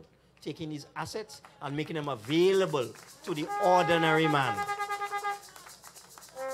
And you know, I listened to the opposition leader today. She didn't say one word about that. She didn't say one word about our programs except to make all kind of spurious allegations. One of the things, let me talk to you now about two programs, because we are a very innovative party and a very innovative government. We recognize housing, for example. As a member of parliament myself, when I go to my constituency office on a Thursday, there are two things primarily that my constituents come to see me about. Two things: job and housing. They have other things, of course. They want me to help them with medical and various other things. But the majority of the people coming through that door, they want me to assist them with a HTC house or a job. And this has been going on for years. And the backlog of applications at the Housing Development Corporation is over 100,000. And it costs billions of dollars to build houses. It will take 20 to 25 years to build all those houses, that 100,000 houses. It's impossible, especially in the current situation where oil price has dropped so low. So, we put our thinking cap on. See, how are we going to deal with this problem? And another feature that we have discovered as PNM MPs, and I heard the leader of the opposition talk some nonsense about that today. We have discovered also, a lot of our people, a lot of the people that come to see us, they want rental accommodation, or they want rent-to-own accommodation, because they can't afford. A lot of them earning minimum wage, 2 people on minimum wage. They can't afford to purchase an HTC property. They want rental. And as things improve and they improve themselves, then they'll be in a position to purchase. That's what rent-to-own is all about. A portion of the rent goes towards reducing the cost price of the house when you're eventually in a position to buy it. So we recognize a lot of our people are looking at rent-to-own. So we said, look, what was the NHA or the HCC set up for? Why was it set up in the first place? Those houses in River Estate and Diamond Vale and Pleasantville, why were those communities developed by Eric Williams and the Chambers government? Why? It was to provide affordable housing, low-income housing for you, the people. So we said, you see that? This HCC has moved away from building affordable housing for people in the lower and middle-income groups, and it was starting to build houses for rich people. I mean, look at the development down in West Moorings there. So we decided we have to bring HCC back to its original moorings and provide rental accommodation and rent-to-own accommodation and affordable housing for those of our citizens who can afford it. But we recognize there's still a significant number of people who can purchase. And what's available to them? We said, all right, we want to boost the economy. We want to provide housing. Let's see if we could put the two things together. So we came up with our housing construction incentive program. Because right now, it costs the Ministry of Housing $1 million to build a HCC house. But they have to sell it for $500,000 because it's subsidized. So on every house that the HCC constructs, it costs them $1 million when you add in infrastructure and administration. $1 million to build a HCC house, but you could only sell it for $500,000 or $600,000. So the HCC is losing $500,000 per house. So say, how could we deal with that? So here the PNM plan. We are going to pay private citizens who can organize land, and if you can't organize the land yourself, we will make state land available to you, suitable state land. You go and organize your labor, organize your financing, build the houses, sell them, and for every house that you do like that, to our designs, to our specifications, and at our prices, you're going to make sure they're affordable, we give you $100,000. $100,000 for every single house that you build to our specifications at our price. And you know what that does? That saves the government $400,000 in losses on every HTC house. Saves us $400,000 a house. But what it does, because this program is available to the man who built in 1 house, 2 house, 4 house, 10 house, 20 house, 100 house. It's across the board, from the little man who would gather up together some money with his associates and his family and maybe construct 4 houses on a lot of land, because we're changing the planning permission where possible as well, so that you could put 4 apartments upstairs and downstairs on 1 lot of land. There's a lot of that around this country. So you could build, one little small contractor could build 4 houses, for which he will get $400,000. And up to, of course. I'm being reminded. And for that, 4 people on the HTC list, because we're not doing this just so you know, they will also have to make these houses available to the 150,000 people on the HTC list. We're not stupid. We have a social objective to fulfill. So the builder gets up to $100,000 per unit. The citizen gets an affordable house, and the HTC list is satisfied. And you know what that will do? It will employ thousands of people: masons, carpenters, plumbers, electricians, laborers, roofers. It will employ truckers, drivers. It will create activity in the hardware stores. It will create activity in the sand pit and the gravel pit. It will boost economic activity. So it will create employment, boost economic activity. It will provide houses. It will give cash incentives to private citizens, from the little man to the big man. So that is one of the programs that we have put into this budget. And I put an allocation of $50 million to get it going. That will give us at least 1,000 houses. So I put that inside of there, and we're going to continue this program and supplement it as it gets going. And we know one of the biggest problems with housing construction in this country is building approvals. You go by town and country planning, sometimes it takes you up to a year to get approval. Then you have to go by the EMA. Then you have to go by WASA. Then you have to go by fire services. Then you have to go by the city corporation to get your plans approved. We know that these things are difficult and they create problems. So recognizing that and knowing that, the Prime Minister reminded me that when he was Minister of Housing, and a very successful one too, he started the construction of 26,000 houses when he was Minister of Housing. He ain't no joker, you know. The last Minister of Housing started 4,000. 4,000. 4,000 in 5 years and 3 months. Dr. Rowley started 26,000 houses in the 7 years. No, not 7 years, sorry. 4 years that he was in the Ministry of Housing, because he was just there from 2003 to 2007. So we know, and he reminded me, the Prime Minister reminded me, he used to have a meeting every 2 weeks with all the applications for building approvals for all the HTC projects. And he would bring everybody together, and he'd say, WASA, what you have to say, and Ministry of Works, what you have to say, and they would coordinate and expedite and accelerate the approvals process. So we have decided to do exactly the same thing. We're putting a high-level committee. It will start off being chaired by the Prime Minister to show you how important it is to us to accelerate approvals for this private sector housing construction program. You know what they had to say? Stupidness they had to say? They say the Prime Minister chairing a committee to accelerate building approvals is political interference. They say giving private people $100,000, up to $100,000 to build a HTC house, mean we have to close down the HTC. Lady wasn't listening. I said HTC will use the resources that it has to continue its own program. HTC could build maybe 2,000 houses a year max, but we need much more than that. And we feel with this program we could get up to 5,000, 6,000 houses per year. They have nothing to say.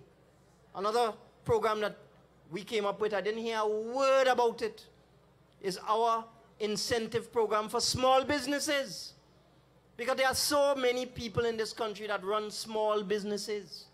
They make things. A lot of them in the food and beverage industry. A lot of them in the handicraft industry.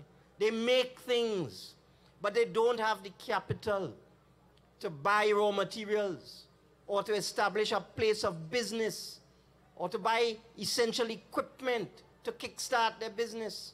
So their business cannot grow.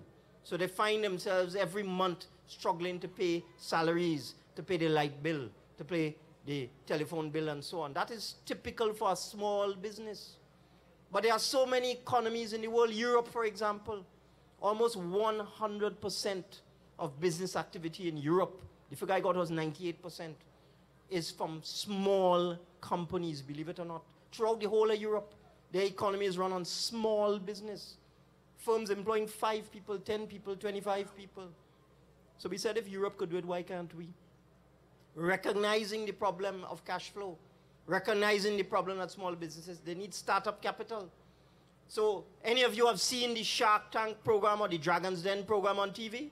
Where you have these successful, businessmen, millionaires who come, and somebody will come and make a pitch and say, this is my idea, and I'd like you to invest in my business. And depending on how it goes, they will get an investment from this group of businessmen. So we are going to create a Trinidad and Tobago Shark Tank. And you, the small business people of this country, you will pitch your idea, your request for capital to these successful businessmen. And they will determine whether it's a good idea or not and whether you should be given this grant. The grant is up to $100,000. And once our team of private, successful business people say, yes, that small business is a good idea, give them $100,000. It goes to a ministerial committee for disbursement. And we, again, have put $50 million into this year's budget. We believe we can help at least 500 small businesses in this year, 2018, and going forward. And I'm sure all of you who have small business understand what I'm talking about. You need a start. You need a helping hand. That is what you will get from this People's National Movement government. Because we care about people. We know you. We understand what you need.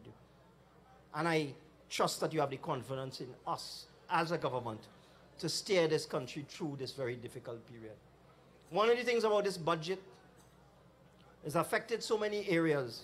As I said, we are not in the pockets of any interest group. We look at the thing as a whole. Everybody must share in the burden. Changes we made with respect to move towards more environment program that hybrid vehicles, those are vehicles that work both with gasoline engines, diesel engines, and electric engines, would be free of tax. Well, boy, Trinidadians good, They started bringing Mercedes, BMW, Porsche. They're not easy, So the customs came to me the month before the budget. They said, Minister, you have to do something about this. I said, what do you mean? They said, look at the figures. Before last year, only about 60 hybrid vehicles had come into the country. Last year when we made the change, 3,500 came in, and the duties and taxes that we had to give up was $250 million. We can't lose $250 million. So understand, we don't operate by VAPs. That's why we've made the change. Understand we have a plan. Understand we are very purposeful. We are very deliberate. We want to bring this country back into balance. We want to make a better life for you and your children. So we ask you to bear with us. Bear with the PNM. We understand what we're doing. We have a vision, and we will look after you and make sure that your future and your children's future is assured. Thank you, ladies and gentlemen.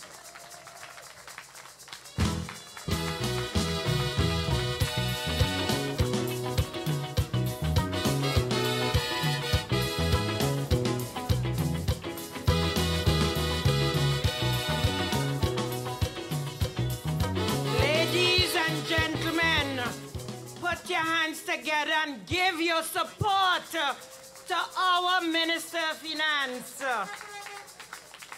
because he has clearly shared with us that the intent behind all of these tax measures is to bring a sense of balance and sharing of the economic burden in this country.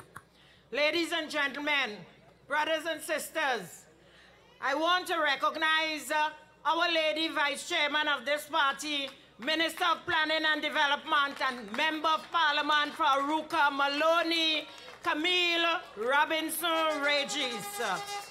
I also want you to recognize our Attorney General, Faris Alwari, the sexiest Attorney General and most hard-working Attorney General ever.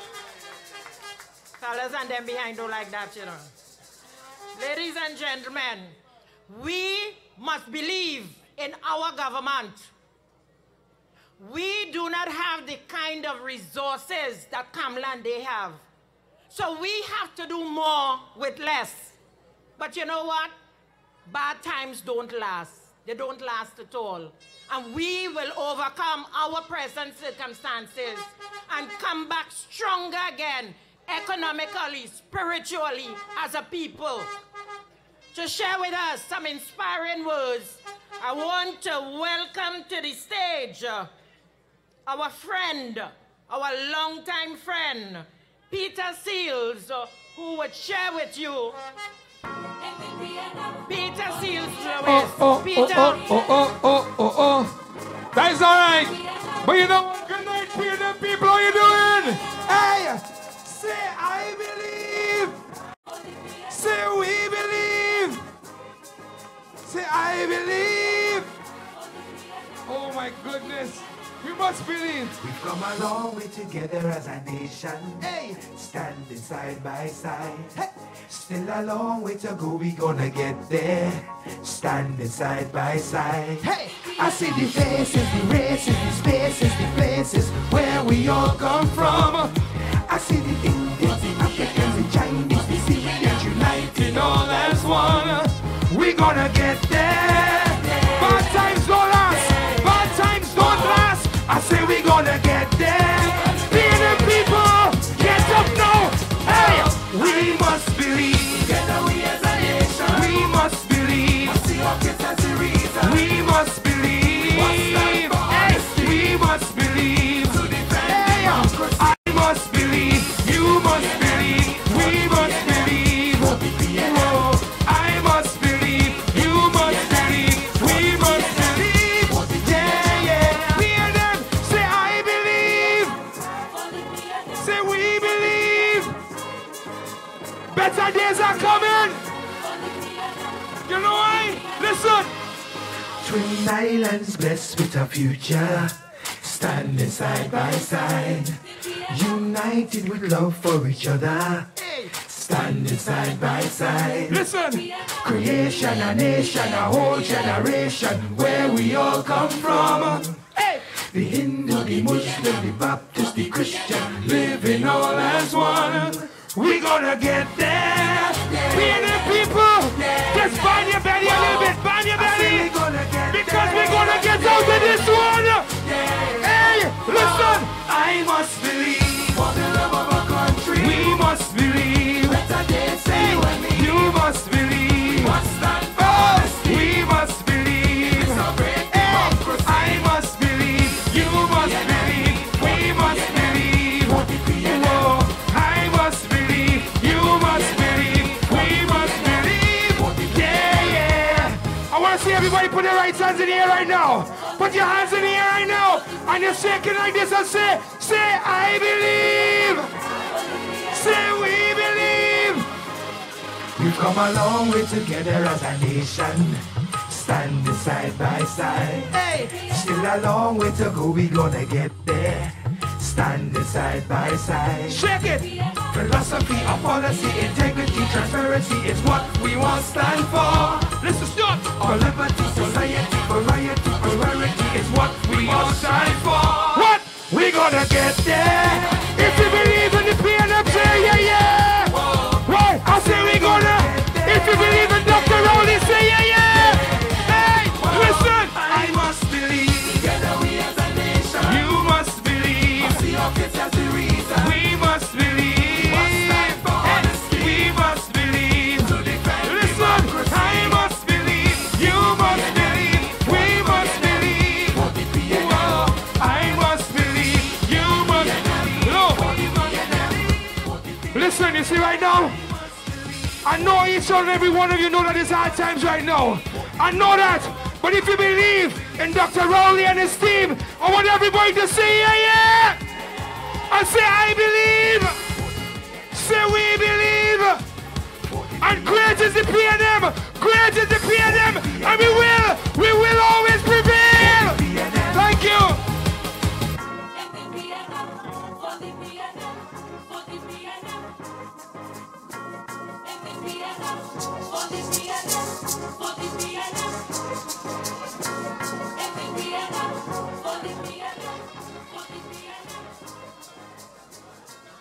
Ladies and gentlemen, I have to put on my specs to read this for you.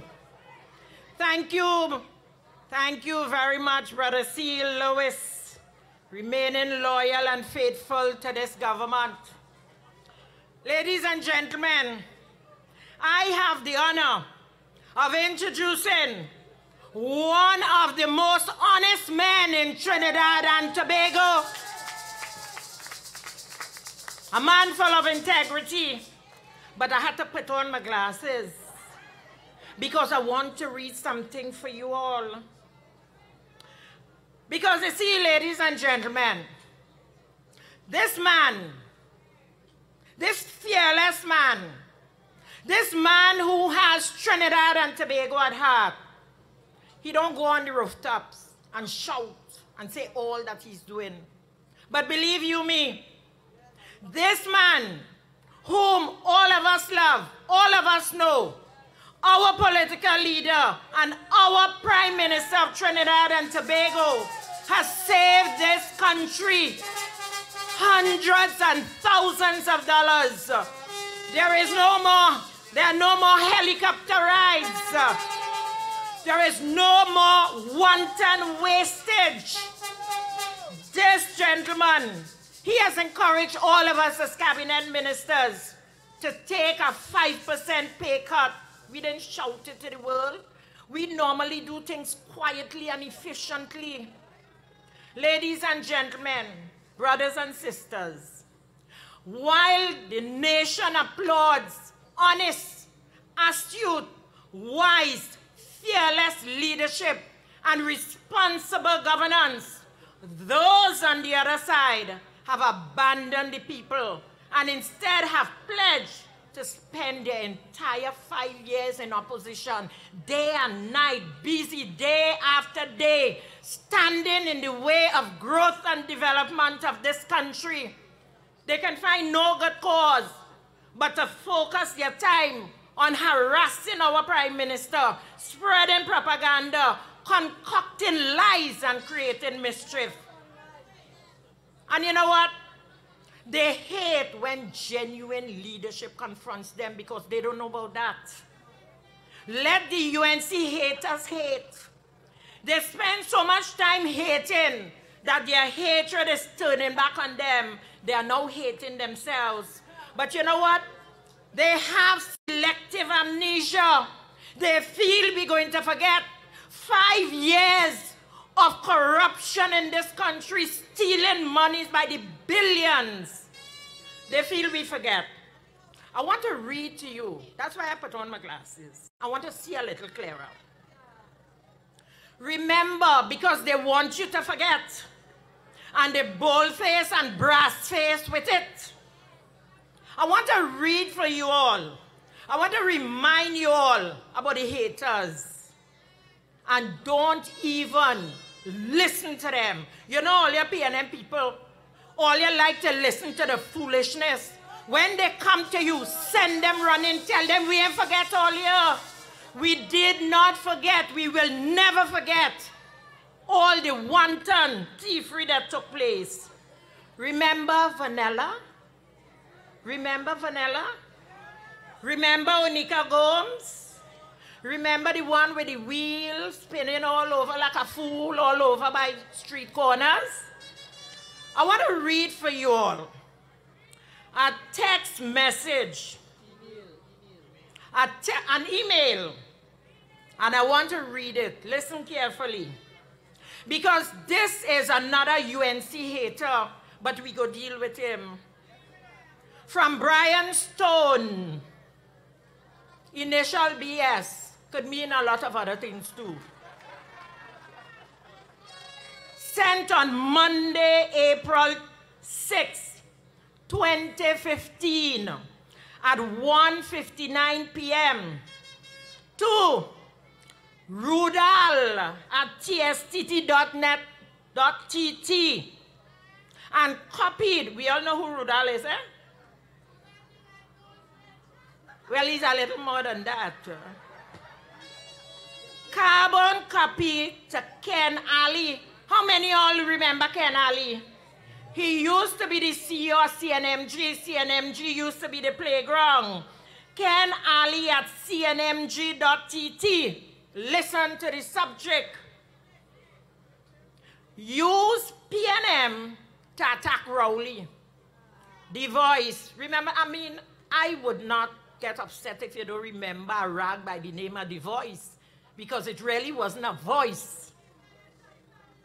This is what Brian Stone sent to Rudal and Ken Ali. And I'm quoting her. Since the public tends to mistrust what we say, then let the PNM speak for us.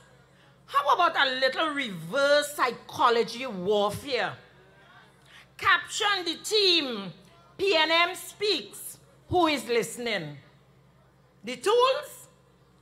Quote PNMites against Rowley and the PNM. Example, leasing, Penny, Amory et al. Deliver ads over time. And these ads from the CNMG, deliver ads over time, showing each PNMite speaking up. We can then dovetail our attacks and in brackets, character assassination on Rowley using PNM own words in brackets, mix and match their quotes with our words. Cheers, Brian Stone. Ladies and gentlemen, this was the UNC strategy, and this became the official strategy. They used it in their campaign. They used it on CNMG. Kamala was in charge of that campaign. So don't listen to Kamala when she come and want to talk a lot of foolishness because she feels you forget. And you know what? You think that Dr. Rowley is the Prime Minister and they will let up? There's no such letting up. Because this Mr. BS, Mr. Brian Stone, continues to attack our Prime Minister, good character, even up to today.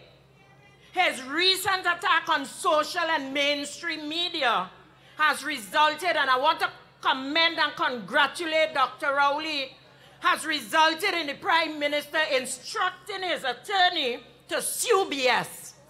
So we're coming for you. You're going to pay for your mouth. And any others who want to follow that trend, they will go in court and pay money for their mouth. But ladies and gentlemen, we in the PNM are about love. Loving one another as we love ourselves. Your Prime Minister, your political leader is a man who has this country's interests at heart.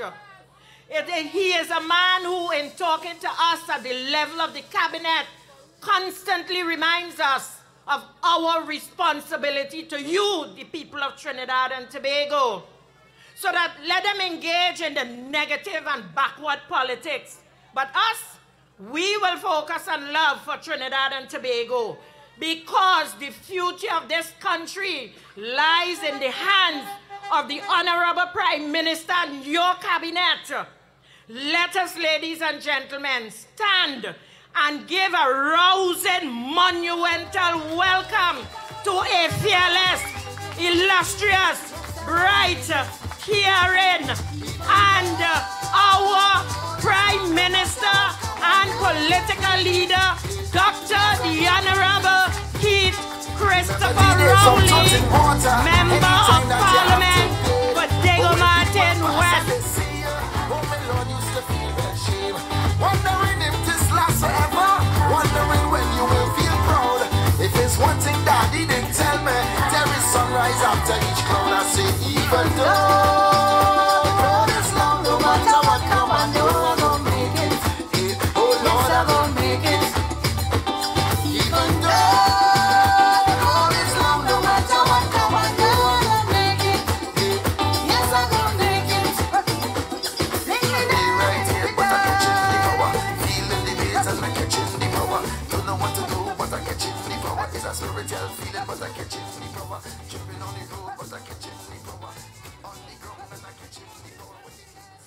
Thank you very much, Minister Jennifer Baptiste Primus, Deputy Political Leader of the PNM, Mrs. Joan Newell Williams, Party and Elections, Deputy Political Leader, Mr. Rohan Sinanan, other party officers, my fellow parliamentary and cabinet colleagues, members of local government, party members, supporters, fellow citizens of Trinidad and Tobago, wherever you are, viewing or listening, welcome to this public meeting of the People's National Movement at historic Piggett's Corner tonight. Ladies and gentlemen of Trinidad and Tobago, Piggett's Corner is very important to us in the PNM. For me, I've been in the opposition for 14 years. I spent 14 years in opposition in this country. 9 years under Patrick Manning and 5 years on my own. And we built up a tradition when we responded to a budget presented by a Minister of Finance of another country, of another party.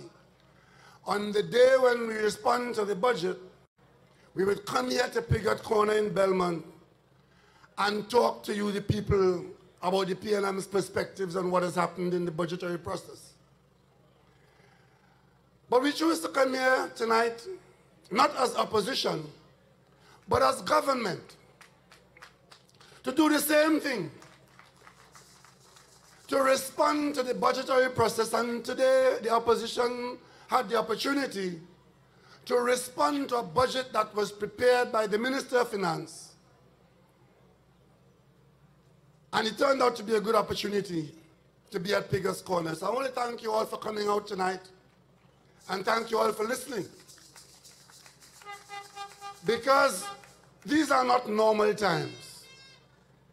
These are very different and difficult times. And this budget that the Minister of Finance presented last Monday is probably the most difficult budget ever presented by a Minister of Finance in Trinidad and Tobago. So difficult was it that when he was finished presenting it to you, by and large, the budget has met with the approval of the wider national community. And if you didn't believe that, you only had to listen to the opposition leader today when she said she is responding to this budget with the heaviest of hearts. And I understand why her heart is heavy. Because they actually expected us to fail to stabilize the economy that they had wrecked on their way out of office in 2015. It gave them no pleasure to hear a Minister of Finance providing a way forward out of these dark situations, clear in thought, with policies and programs that give us the best opportunity to overcome our difficulties. So her heart is heavy. So I sat there in amazement today and listened for 3 hours and 20 minutes. And after 3 hours, the opposition leader had not engaged any of the prescriptions in the budget of 2018. None. She spent her entire time attempting to justify the rampage that she oversaw in her 5 years as Prime Minister. But let me say something here tonight to all this entire country. Man, woman, boy and girl. We're not interested in that. You dealt with that in September of 2015. And it's because you dealt with it why today you have a PNM government addressing your problems and you have an opposition leader with a heavy heart. You see, the entire presentation of the opposition leader is about revising history and lying nakedly about facts that you could easily refute. When she spoke today with great aplomb, attacking me for saying that we're only going to get $2.17 billion from petroleum tax in 2017, as against 19 billion or thereabouts 3 or 4 years ago. Today, when you listen to her, here is the opposition leader, former prime minister, senior counsel self-given. You think she's talking sense. The point she was making is that the prime minister was wrong at Spotlight at the Hyatt, and he made a big mistake. I was talking about petroleum profit tax. I was not talking about all the revenue from the petroleum sector. I was talking about the taxation that we could get. So if you make no profit, if you report no profit, you have no tax to pay. Or if you report little profit, you report little payment. That's the issue I was dealing with. So there's a place for 2.1 billion as against some other figure covering something else. And you think she doesn't know that? She knows it. But she intends to try to fool you, the people. You think she doesn't know that they draw down $16 billion from the NGC? But she knows that if she says that today to you, when the whole country is watching the budget response, and accuse the Minister of Finance in lying, you don't have the document, and you can't believe that the opposition leader could lie so openly in the parliament. But even before she sat down, we sent and got the Joint Select Committee report in the parliament, signed by her own leader in the Senate, and it's all there in her own document, $16 billion over and above the budgetary allocation, and she and Larry Hawaii. And she had the unmitigated gall today in the budget presentation to innocent children to say Larry Hawaii was the best Minister of Finance this country ever had. He was so much of a best Minister of Finance that when I filed a motion in Parliament under my name and I stood up in the Parliament and I prosecuted a case against him for alleged insider trading as reported in a government document at the SEC. And he was required to come back to the Parliament and respond to the motion. What happened? Wade Mark came to the Parliament, stopped the debate, and said that the Chief Justice, the judiciary, sent to the Parliament and said the matter sub judice, so the debate stopped. So Larry Hawaii was never made to answer to a motion in the Parliament because Wade Mark stopped the debate. And when there was an exposure on that matter and an outcry in this country, he had to come to the Parliament and apologize. He is the only speaker I know who ever had to apologize to the Parliament for lying to the Parliament. But today he is Mr. Integrity. You won't answer to this question, and answer to that question, and answer that question. You think they want you to forget them? Well, if you forget Kamala and her band, then you will inherit them again. You will inherit them again if you forget them. But I know you, the people of Trinidad and Tobago, you would have heard her today. She used the word bankrupt 6 times in 2 minutes. You know why? Like her heart is heavy. She thought she had bankrupted the country, and Imbert is saying the country is in difficulty, but it ain't bankrupt. They set out to bankrupt this country because they don't really care. They don't care about this country. Otherwise, you know, look how much they care about this country. They have some people in this country who, whenever they write or speak, they always say they want the opposition and the government to come together in the Parliament to work together, and there's too much pulling and tugging. We live in an environment of political competition for office. There's government and there's opposition, and there are times when we are required to work together, and there are times when we are in an antagonistic position in competing for office as political entities separate and apart. That is the reality. When I became the leader of the PNM, the first budget that came to the Parliament under my leadership as leader of the PNM, I was opposition leader. Kamala Persad-Bissessar was Prime Minister. I did something that Eric Williams never did, that George Chambers never did, that Patrick Manning never did. I voted for a budget brought by another party in the Parliament of Trinidad and Tobago because I am about Trinidad and Tobago. And when PNM people came to me and said, how you could do that? We doesn't do that. I said, I could explain that in Balize House. And I explained it today.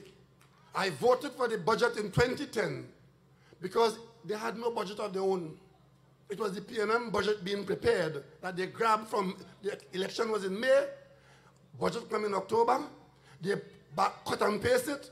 Most of it was PNM policy, so I supported that, and I explained that in Balize House. And today I could tell you, the only time any opposition leader ever voted for a budget in this country, I led that in the parliament. But of course, it was the same thing with bills in the parliament. They brought bills to the parliament. 89% of what they brought to the parliament, after we put our 2 cents in and we worked with them, we voted in support of it. But of course, those who say they want us to work with them, we are willing to work with them. We are willing to work with them. The question is, are they willing to work for you by working with the government? The answer is a resounding no. They are all about themselves and the treasury. That's all they're concerned about, themselves and the treasury. You know, they're so concerned about crime and criminality. They see us working hard, supporting the police, and trying to get the upper hand of the criminal element.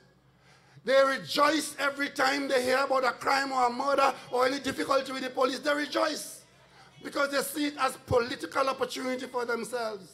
The police said to the parliament, we want some help from the parliament to keep some of those gun-toting criminals behind bars for a while, to disrupt their business.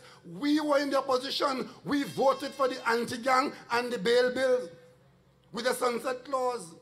We knew that these opportunities remove certain rights from people, so we don't do it permanently, but we are in a crime wave that dates back 5 or 10 years, and it is intractable. We got to do things differently to get the upper hand of the criminals. The police say to us that the bail bill and the anti-gang bill would help them. They're in office for 5 years, they had it, they use it, they abuse it. We come into office, the bill comes up for renewal. What did they do? They vote against it. Vote against it. When we came into office, we appointed a high-level committee to look at the healthcare sector, getting expert opinion from the health professionals, from home and abroad. And we produced a report to the parliament on the delivery of health care in this country. We sent it to a joint select committee of the parliament, just so as not to allow that to contribute to the country's well-being. They flatly refused to appoint any member to the joint select committee, so it can go no further. We upgraded the plan of Vision 2020, and we created Vision 2030 with a lot of inputs from the government and others and international agencies, and we are now working towards a new plan between now and 2030. We put it in the parliament for the attention of the Joint Select Committee so that there could be a plan for Trinidad and Tobago. Once again, they will not appoint any members to the Joint Select Committee, and as a result of that, it cannot be attended to by the parliament. These are the people that you have people writing and telling you, oh, you must work with the opposition. But listen, you know, in the medieval days, there were some actions that would be called treason. Anything inimical to the interests of the state. And there were times when you'd lose your head and they hold it up to the crowd, behold the head of a traitor. We've gone past that. Just understand that the opposition in Trinidad and Tobago have no interest in the well-being and the welfare of the people of Trinidad and Tobago. Just understand that. We went to the Hyatt last week, Wednesday, and gave an opportunity for the leadership of the national conversation, whether in government or in business or in labor, to come and receive the information of the country's situation. Because we know if we didn't do that, they will set about to mislead you, and they will set about to misrepresent. That spotlight event at the Hyatt was to ensure that the information on which you, the people, are making a decision is the proper, correct, and accurate information, whether it is good or bad. And it was a resounding success. And tonight, I want to congratulate the Minister of Finance for that and for the budget that he has brought. So I sat there today to listen to the opposition leader, who was required by her duty to report and respond to the budget of Trinidad and Tobago. You know what her report was? Her report was, and let me quote her, that the spotlight event that we had and the government's position on the country's situation, and I quote, is to create a perception in the country that the situation was worse than it really is. Unquote. That is the position of the opposition leader. So she is saying to you and to the world that what the government is saying in Trinidad and Tobago is a sham, because things aren't that bad. And we're only saying that because we want you all to accept our incompetence. That is her position. Well, let me say something to you, the people of Trinidad and Tobago, tonight.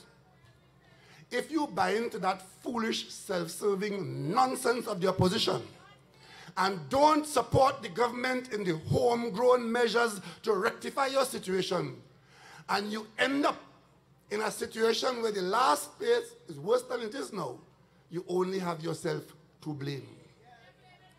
I could tell you, if you think things are bad in Trinidad and Tobago, there's one Caribbean political leader, colleague of mine.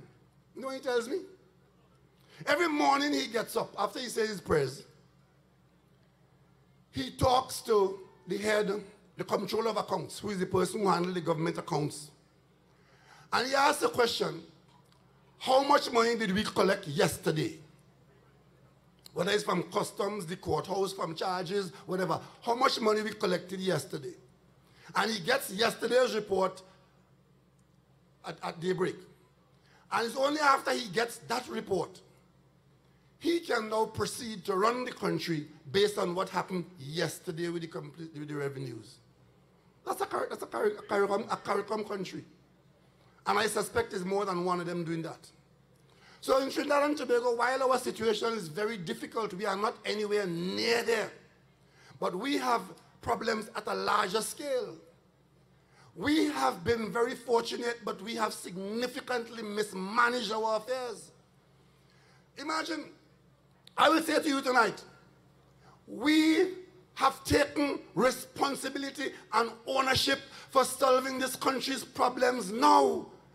The last 2 years, our assignment was to stabilize the situation. And difficult as you think it is now, had we not succeeded in stabilizing what they left us there, crap out the smoke your pipe right now. And let me say something to public servants too. Because you have all kind of leaders leading public servants these days. You better say thank God to the People's National Movement government for putting employment in front of everything else. Because we understand that when you lose a job, an opportunity is a family, and maybe more than one family that is affected there. So even as we try to stabilize the difficult situation, even as we had serious, difficult conditions to meet, and advice from the experts to cut some more and fire some more, we have not done that. We have set about to reduce the expenditure. We do it in a way to minimize the drastic effects that it would have on the individuals. The government is the largest employer of labor in this country. And we could balance the budget simply by cutting public servants. We have not done that. We have gone slowly and cautiously. Some persons will lose jobs here and there depending on what rectification we make here and there, but we have also tried to create new opportunities. But of course, they're not telling you that. As we invited them to come to the Hyatt and talk about your circumstance, Labour take the position up front. We're not coming. Not coming. So when you say to us, you want government and Labour to work together, we can't force Labour to work with the government. We would like them to work with us, but we can't force them. And if it is, you know, that they're saying that they got the invitation late, everybody else who was there got it at the same time. But then they tell you, since 6 weeks before the event, they told the government they wasn't going to come. So in one breath, you didn't come because you got the invitation late. But 6 weeks ago, you could have told the government you want no part of it. I leave that for you. You see, Minister Imbert tonight spoke to you about the housing initiative that is meant to kickstart some economic activity at the base of the economy. From the lady selling street drink by the quarry entrance to the truck driver to the hardware store, we're going to kickstart the economy because first phase was to stabilize it, and now we're going to kickstart it looking for growth. The opposition understands that we might be successful. They don't want no part of that. So you know what her advice to me today is? And let me quote her advice to me today on that. Put a halt to the chairmanship of the approvals committee. So the Prime Minister would be chairing a committee of all the government agencies who they complain about every day as obstructing economic development in the country, whether it's Tongue and Country, WASA, drainage, whatever. You bring them together to ensure that their delay and their tardiness and their foolishness does not obstruct a program that is at the heart of the economic expectation. And the opposition advised me not to do it. You know why? Because they can't trust the Prime Minister to chair a committee of institutions to remove bottlenecks and logjam. Let me say something to the people of Trinidad and Tobago tonight. Because you see, I was sitting next to my colleague, the Minister of Planning and Development today, and I said to her, I wonder what Mark she will try and bust today, because they are always trying to bust Mark, right? And soon after I said that, the opposition leader went into a long discourse about the government said last year that we were going to sell a portion of shares in the power plant, the TGU plant at Union in La Brea. And she went into one long diatribe that nobody could follow what she was talking about until she got to the key point. And the point is this. A German company called Ferrostal went to see the Prime Minister in May, I think it was May last year. And she has time, place, and date. And after that, a couple months after that, the Minister of Finance said something, and the next thing she knows, the company is offered for sale to the company. And of course, that is a big point in the debate. And what she was implying is that there is some underhandness between the visit of Ferrostal to my office and any policy of the government to divest Ferrostal shares. Well, let me say something to Kamla Prasad Bisasa tonight. The one thing that the people of Trinidad and Tobago can go to sleep on and wake up on in the morning is that I didn't come into office with my house wall falling down and to enrich myself and end up in a palace. That is the one thing you can guarantee about. And as I hold the office of Prime Minister, all kinds of people would want to see Prime Minister of Trinidad and Tobago. Some I see, some I don't see.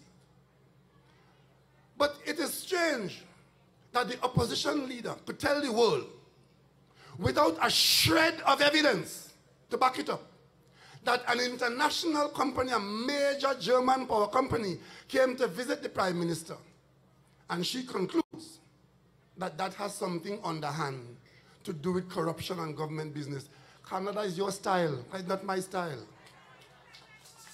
That's not my style. As a matter of fact, I want to give you another assurance. Since I'm in the opposition, understanding what governance of this country is and means and who is important in this country, while I was in the opposition, I went to London a number of occasions. I went to Houston. I went to Germany to talk to the people who operated in this country and who continue to operate here. Once I went to Germany to talk to the people in one of the major banks that fund Point Lisa's operations. And when I got there, I met with the board. You know what the chairman of the board told me? When I walked into the room, he said, I'm glad you came because we were about to reconsider our position in Trinidad and Tobago. That was when Kamala and her cabinet was on a rampage in this country. But I gave them hope. I told them, hold on. An election is coming. The people of Trinidad and Tobago will intervene. They will elect a government that will have decency and integrity and work with morality in public affairs as their underpinning principle. Hold on. And the one thing you could be guaranteed about, I as your Prime Minister will never entertain any oil company executive in my hotel room in my pajamas. I'm not doing that. I'm not doing that. I am your Prime Minister. I'm not doing that. Duster and bedroom slippers to entertain oil company executive.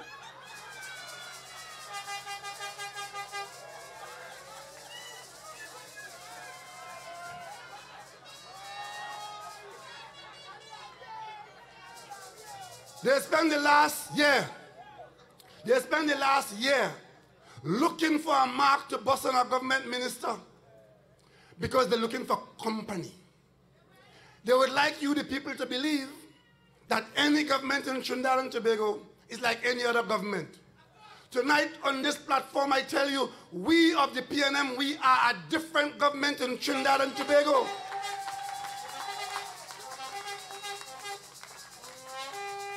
And of course, I give you another assurance. No contractor come into any house of mine to receive any contract. Under the last government, all those billion-dollar contracts and hundreds of million-dollar contracts were being divvied up in the presence of members of the cabinet. That is not happening under this government. So if you hear them saying, a certain element in this country saying they can't see ministers and they can't meet with ministers, say thank God, because it's too much of seeing and meeting with ministers the last time that cost you billions of dollars. Imagine election call for September 7th, June, July, August. That was when the government was at its busiest, borrowing money and putting it into state enterprises to divvy up and share up. And some of the contractors finish the contract before election day and get paid. Yes. But right now, half of them talking to the police. Very quietly. And it would make a loud and resounding noise when they eventually end up in the public domain as to who talking to who. Because we, in this government, we are adamant that we will not encourage within the ranks of the government, and the cabinet will not be a clearinghouse for corrupt actions as was the want of the last government. And of course, ladies and gentlemen, as I say to you, we take ownership of the situation. We are your leadership today, and we can only work with what's available to us today. So when the opposition leader today spent 3 hours telling you about what she did and what she did and what she did, in those days, the average price of oil was $90 a barrel. And there was $16 billion in cash at the NGC. We don't have those available to us. So it makes a nonsense to waste my time today in the parliament spending 3 hours to tell me what you did in the last government. We know what you did in the last government. It is because of what you did why you are there and we are here. Because you have done those things which you ought not to have done, and you did not do those things that you ought to have done, and the people adjudicated on it. So let us not waste any more time about the UNC and what they did and what they didn't do. A simple thing. You know what she accused us of today? Here the big point today in the budget debate. That we have not appointed a commissioner of police. Now, what does that have to do with the budget? But it also has to do with Movelang. Notice I say Movelang, eh? I'm not going by the J word.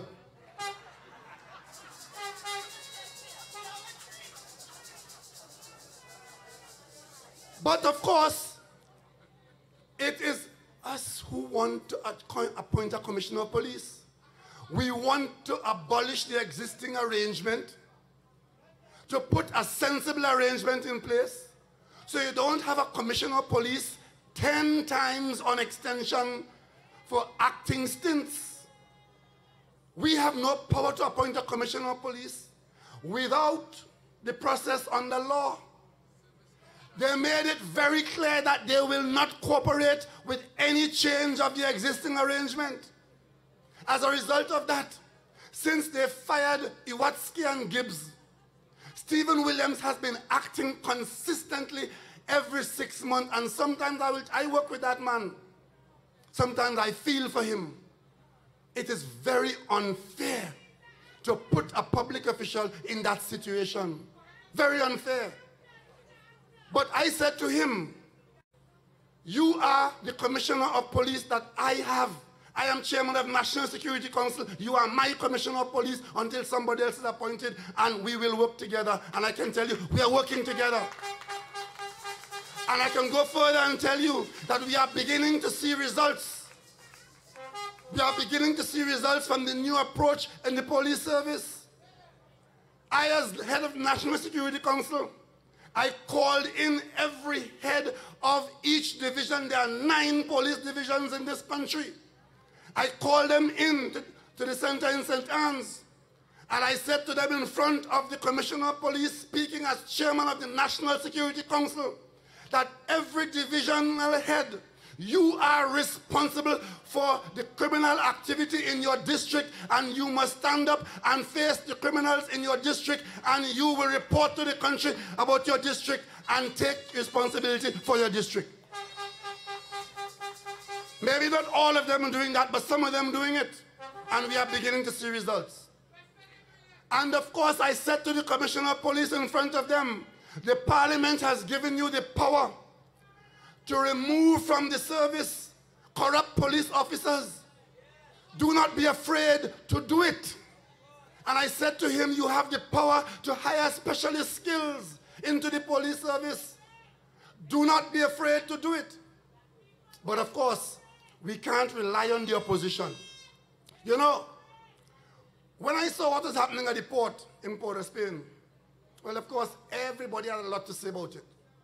As Prime Minister, in a reshuffle of the cabinet, I brought in a new Minister of Works and Transport. And let me say something about that minister. When we won the election, I offered that minister a senatorship. He said, no. Let's have at least one more young person and give a young person a chance. I will sit it out. Okay, so he wasn't appointed a senator. Later on, when I was about to adjust the cabinet, I went back to him because I recognized him as a man of the highest quality and the highest integrity, Deputy Leader Ransonanan. I went back to him and I twisted his arm to come in as Minister of Works and Transport. And he agreed. And I sent him down to the port of Port of Spain with one instruction. And the instruction is to go there and find out what is going on there and clean up that place. Strange enough, the minute he began to deal with the port, it comes under fire. Because there's a body of people in this country who talking about wanting corruption to be removed from the landscape. Not at all. If the corruption working for them, it's good. Leave it just so. Don't interfere with it. If it's working for anybody else, well, they know to stand on the high horse. They know about procurement process.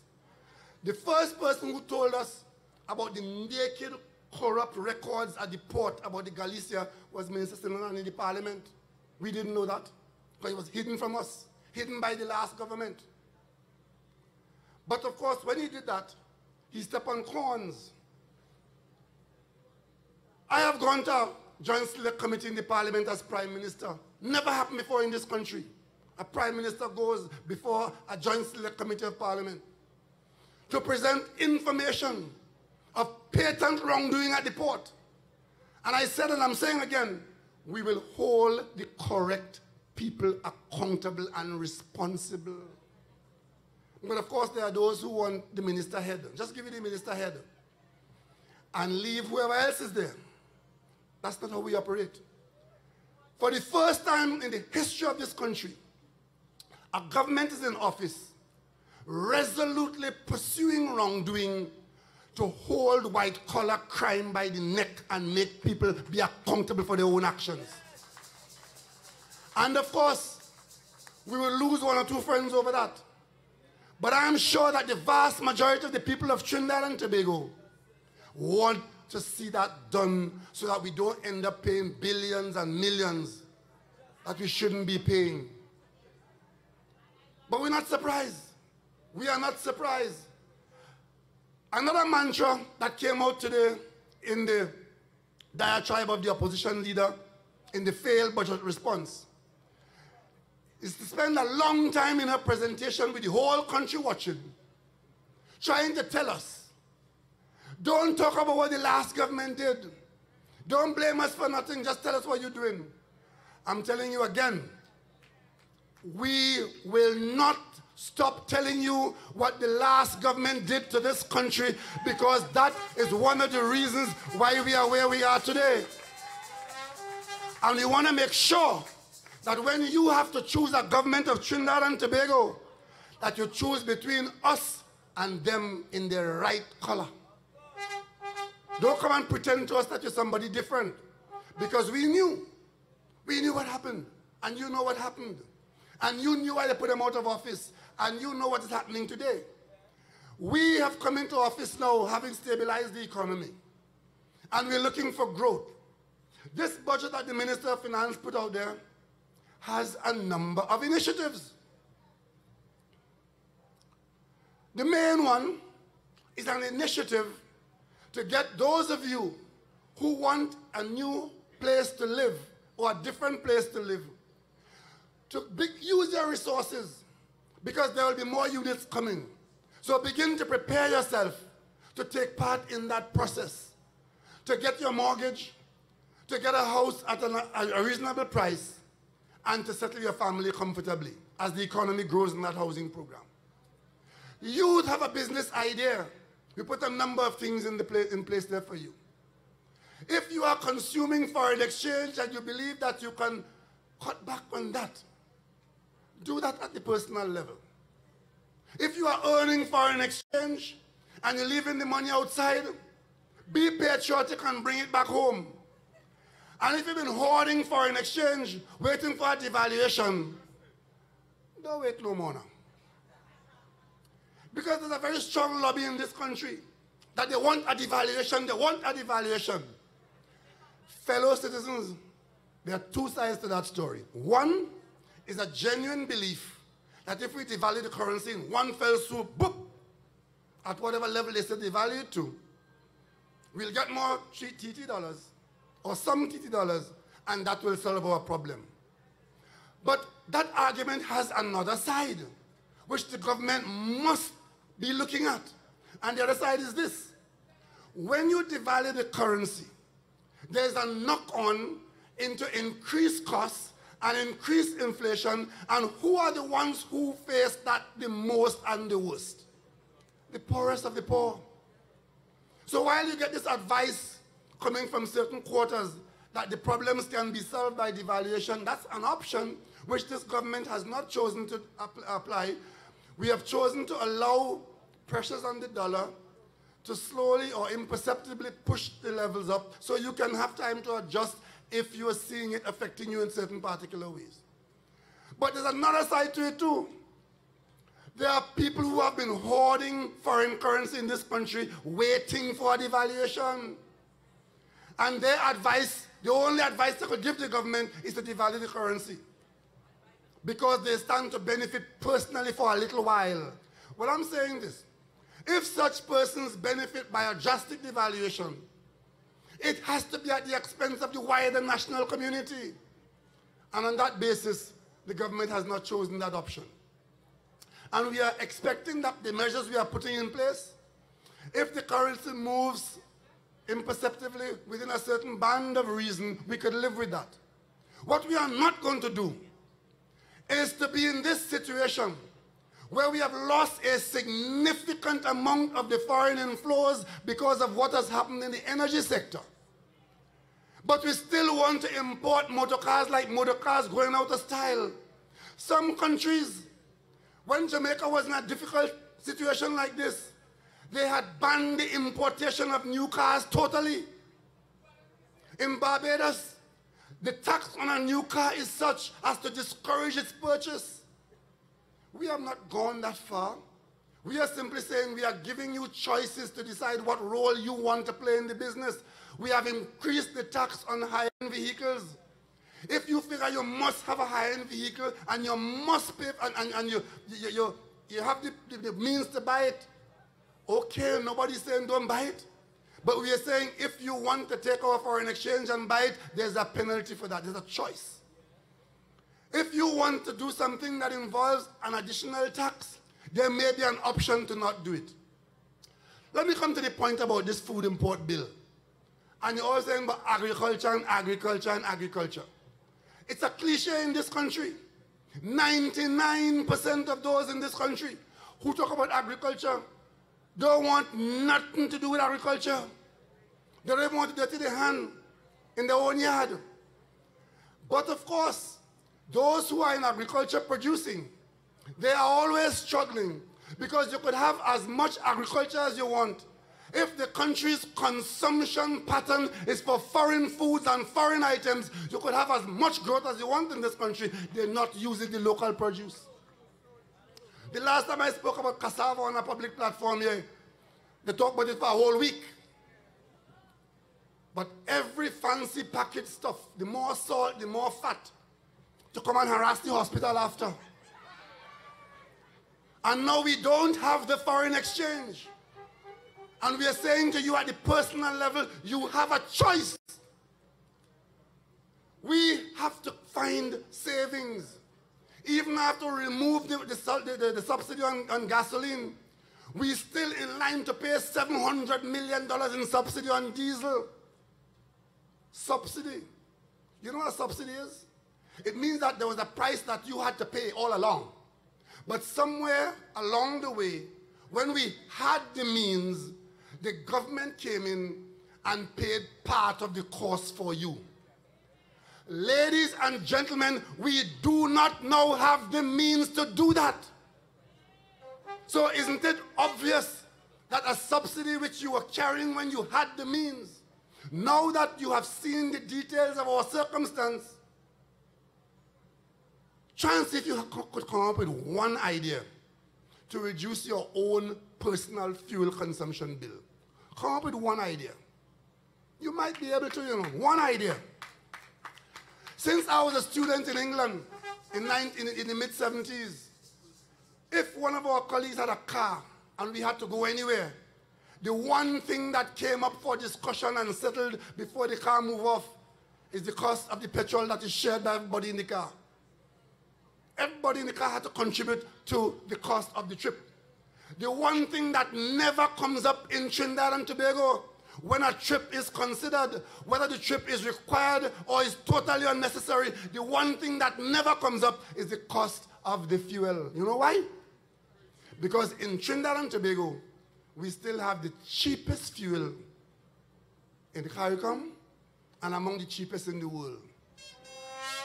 And if that is so, and we find ourselves in a situation where we don't have the money to subsidize it, isn't it logical that the government will have to reduce that subsidy? It's the same thing with GATE. I was in the cabinet when we took a decision that we will put things in place to make sure that anybody who wants to study should not be denied the opportunity to elevate themselves through good study by an inability to pay. So we put GATE in place. In those days, we had a very strong revenue stream. Gas was $13 a unit. Oil was $60 or $70 a barrel. So we had the money and we created GATE and we funded it. When we came into office, things were quite different, and by that time we had seen some significant abuse in the GATE program. So what did we do? We put some experts to look at it, give us a report and some recommendations. One of the recommendations which we accepted was to restrict the use to certain conditions, fund certain people fully. Those who need all of the support will get all of it. Those who had better and stronger means and could contribute to their education will get a part of it. And now we've come to the point where we say, if you're earning upwards of some significant sum of money, you get none of it. What is wrong with that? In a situation where we don't have the funds to continue spending it the way we used to spend it. And you know what? All of a sudden, the same program that we initiated, same program, they now want to take it over and say they are the big defenders of GATE. Remember dollar for dollar? Dollar for dollar was their idea, you know. You have to have a dollar to get a government dollar. So those at the base of the pyramid that had no dollar got no tertiary education. Today they are the big mouthpiece for GATE. The biggest defender of GATE and the University of Trinidad and Tobago, both of which were created in recent times by the PNM, the biggest defender is the People's National Movement. Don't nobody fool you with that. And of course, you see, we as a country, don't forget, you remember when we had a hurricane here a while ago, and our Prime Minister was Kamla Prasad Bisesa? The hurricane was Jamaica. Jamaica is our biggest market in CARICOM. And she went up there, not the hurricane, she went up to Jamaica as Prime Minister. She went to Jamaica, and they raised with her a facility which a PNM government had put in place to help Jamaica with its economy so that Jamaica could continue being our biggest market. What did she tell the Jamaicans? She told them that Trinidad and Tobago is not an ATM. The government of Trinidad and Tobago wasn't an ATM for the Jamaicans who we need as our market. Was an ATM for she and Moonland and all of them though. No problem with that. That ATM was no problem and caused a serious rift between Jamaica and Trinidad and Tobago. And that was simmering under the surface. And the minute a handful of Jamaicans came to Piarco and were turned back, and that made news in Jamaica, the largest importer of Trinidad and Tobago goods into Jamaica started to organize a boycott of Trinidad and Tobago's product in Jamaica. I had to go to Jamaica and sit down around a table with 15 Jamaican ministers to pacify them and to tell them that that is not what Trinidad and Tobago is about, and that we're brothers and we're sisters. Unfortunately for me, a large part of that government were colleagues of mine from the 70s I knew in Jamaica. So we get away. She told the St. Lucians when the hurricane came that if they want help, like Puerto Rico now, right? If you want help, you have to agree to buy products from us. That was Trinidad and Tobago foreign policy. But they have some imp from Naparima called Rodney Charles. He wants to know where Dennis Moses is. Dennis Moses is probably the most effective foreign minister this country has had for a very long time. Because he's not in it to show, he's in it to work. And he's working tirelessly. Last week, or was it the week before, we are here preparing the budget. And our budget time coincides with the UN General Assembly. You know that? September is when the UN meets in New York. That's our budget preparation time. I have never left here and gone to the UN. One of our prime ministers from this country, the one of recent vintage, went to the UN and talked to empty chairs, you know. Cost you over $1 million to go to the UN and talk to nobody. I have focused on the 3 budgetary periods to be here with the Minister of Finance, working on stabilizing the economy, and this year in planning to get some growth going forward. Next thing I know, they're making big noise about they can't see the Minister of Foreign Affairs. You know why? Because Trinidad and Tobago was represented by the Minister of Foreign Affairs in New York. He was our representative there. I travel when I think it can benefit the people of Trinidad and Tobago. And she has the gall to come to the parliament, she and her imps, to be asking about how much travel I do. Let me tell you something. As Prime Minister, in the first 2 years, I have traveled, I think, on 7 occasions. 7 times. And on every occasion, it's on important matters that require the attention and presence of the Prime Minister of Trinidad and Tobago. You know, questions coming to me from them. You know how many times she traveled in the first 2-year period? 14 times.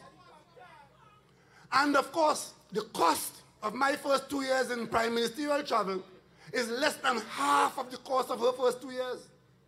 One of her trips during that 2-year period was to go to New York to celebrate Indian National Day. What does the Prime Minister of Trinidad and Tobago have to be going to New York to do that for? And of course, when she traveled, as you heard tonight, traveled with a shebang, a whole string band, Juve morning. Sister, brother, uncle. And you know, in the budget speech today, she made reference to a minister of government and a group of public officials going to Tobago and spending in Tobago $92,000. I chided the minister for that because I thought they could have avoided much of that expenditure. I chided the minister for that. But it was $92,000 by a ministerial delegation from Trinidad to Tobago. And of course, the other big point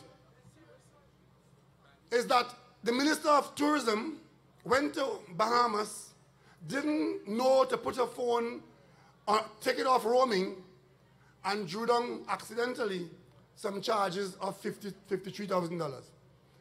They want the Minister of Sport fired for that. They want the Minister of Tourism fired for that.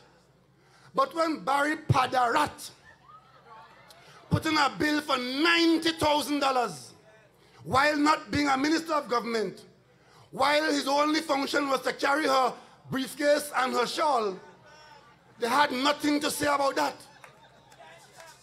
But you have the press behaving as though they could measure the government by some Shamfa Koje telephone bill of $50,000. I could tell you tonight, those 2 infractions are minuscule when put up against the savings that we have made across the board, across the country, as the government of Trinidad and Tobago. So I want to tell you tonight, we are a serious government. You have a serious government in office, and when we offer assistance to CARICOM citizens who have been devastated like no others have been, and you get up and disgrace us by trying to make an issue of the fact that we have held out a hand of friendship to our CARICOM colleagues, we say we stand by our country's principle, and Dominica, you're welcome.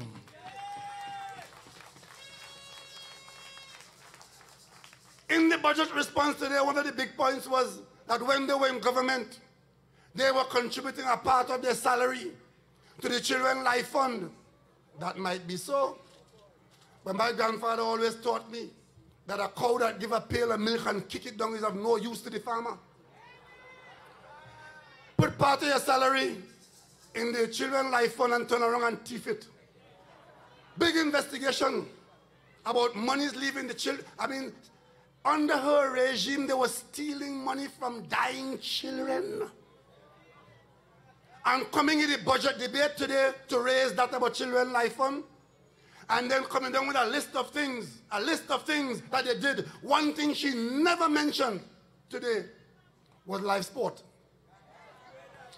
She missed everything she mentioned. She didn't mention live sport because they want you to forget live sport. You remember live sport? You remember Larry Hawaii and Kamla Prasad Bisesa?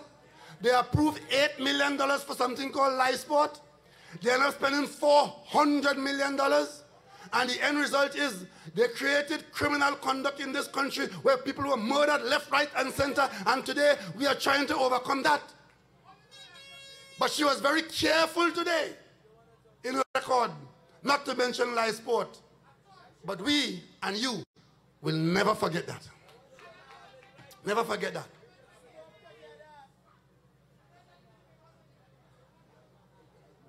I, as your Prime Minister, I will work tirelessly for you because I signed up for this job. And I signed up to do during this term of office what has to be done in your interests. It's a different time. It's a difficult time. Maybe if I was in office, if we were in office, at a time when you had oil price much higher and gas price much higher, we could have been far more generous. But tonight, what we have done is the best that can be reasonably done in a very difficult situation, and is your best chance you have of coming out of it as quickly as we can. As quickly as we can. And of course, if we postpone these difficult things, we only prolong the hardship and we only worsen the outcome. Tonight, I want you all to see yourselves as being in the hospital and the doctor diagnoses you and you have to have an injection. The injection engenders a certain amount of pain, but it also carries with it the potential for a healing. And the one thing that you have going for you now is that what little you have available will not be stolen or wantonly distributed by the government that you have elected. And on that score alone, you are ahead of the game. I could come here tonight, as she had done. I will give you this, I will give you that, I will give you this, I will give you that. How many parents you know? Come on, be honest. How many parents you know raising a child? And of course, the child, everything the child wants. Give you this, give you that, give. And the one thing the child never got is training. Totally unmannerly, totally wasteful, and has no value system whatsoever. Huh? And as I'm advised by Mr. Hines, they could grow up to be in conflict with the law. A country is similar. We need to have some attitudinal changes. We need to have personal responses to public policy. And a lot of your personal responsibilities were being carried by the government of Trinidad and Tobago when the government was able to do it. Now you're hearing, as I speak to you now, the Minister of Finance is struggling to pay public servants pay at the end of the month. This is not Nancy's story. You know what they said in the parliament today? You know what the opposition said? She said, no, she does not believe it, that there is money in the country.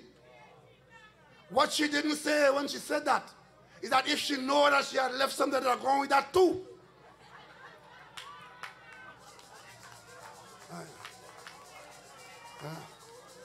But I raise this with you, so you cannot look to them for any responsible position, any responsible action.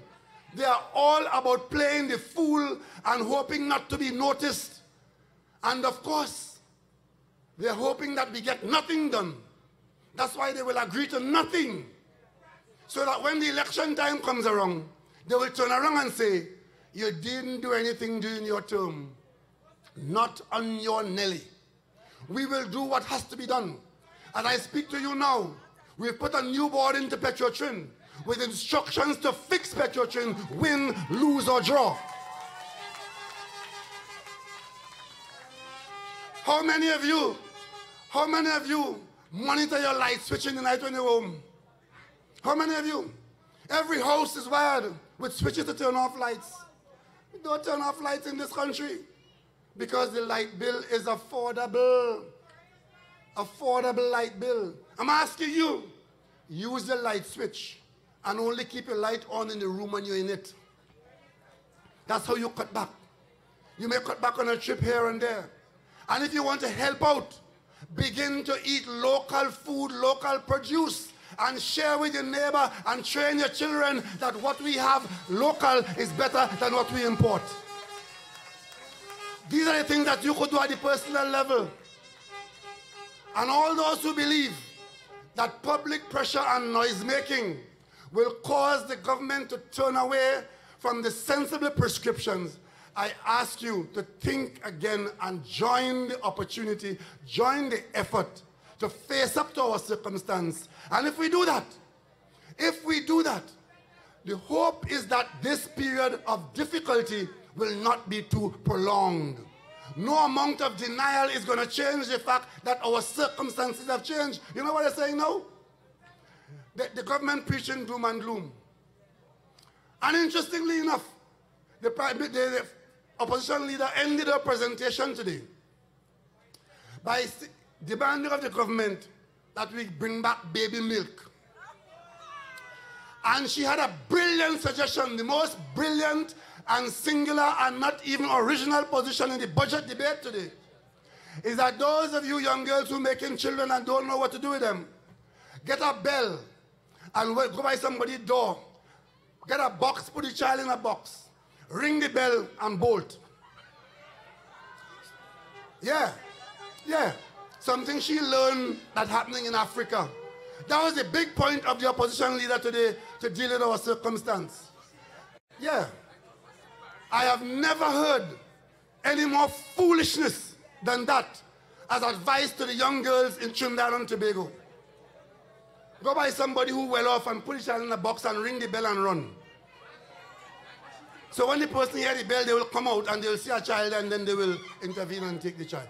So I tell you, those are their prescriptions. All of that type, all of them. It doesn't take much to criticize.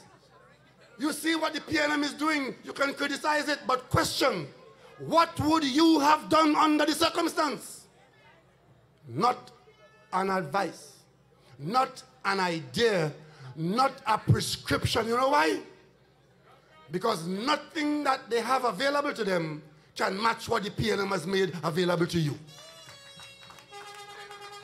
So tonight, I want to say to my people in Trinidad and Tobago, whatever your location in this country, whatever your race, your color, your creed, or your class, Trinidad and Tobago is in this, and we all in this together, and we'll come out of it together.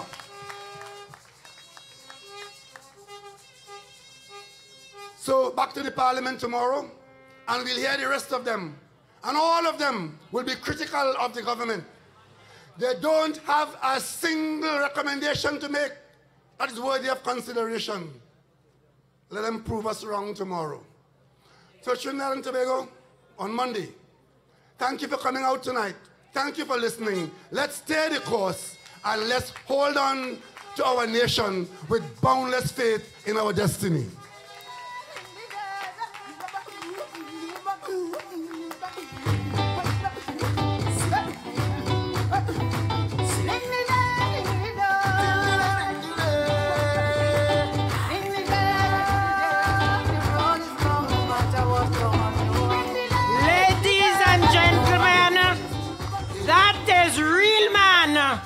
That is a real and true leader of any country. Let us warmly and give our love to our Prime Minister, Dr. the Honorable Keith Christopher Rowley.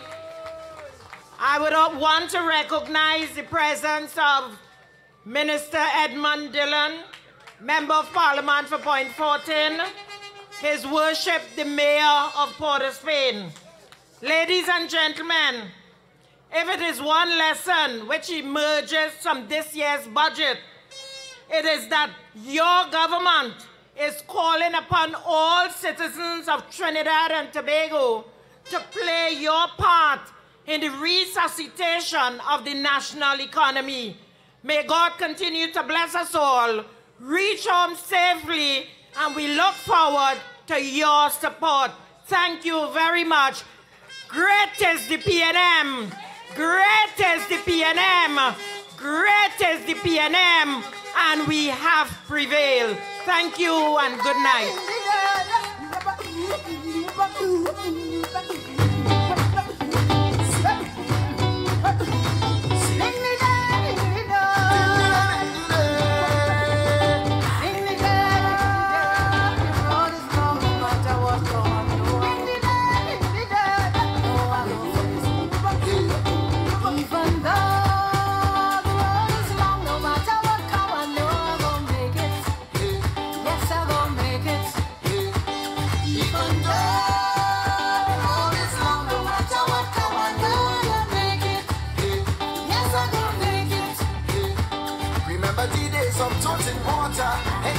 that you have to pay. Oh, when people pass and they see you, oh, my Lord used to feel that shame. Wondering if this lasts forever, wondering when you will feel proud. If it's one thing that he didn't tell me, there is sunrise after each cloud. I say, even though the road is long, no matter what come, I know I'm gonna make it. Yeah, oh Lord, I'm gonna make it. Even though the road is long, no matter what come, I know I'm gonna make it. Yeah, yes, I'm gonna make it. Right here, but I'm catching the power. Feeling the bass and I'm catching the power. Don't know what to do, but I'm catching the power. It's a spiritual feeling, but I'm catching the power. Tripping on the road, but I'm catching the power. On the ground and I'm catching the power. When the music hit me, I'm catching the power. Even though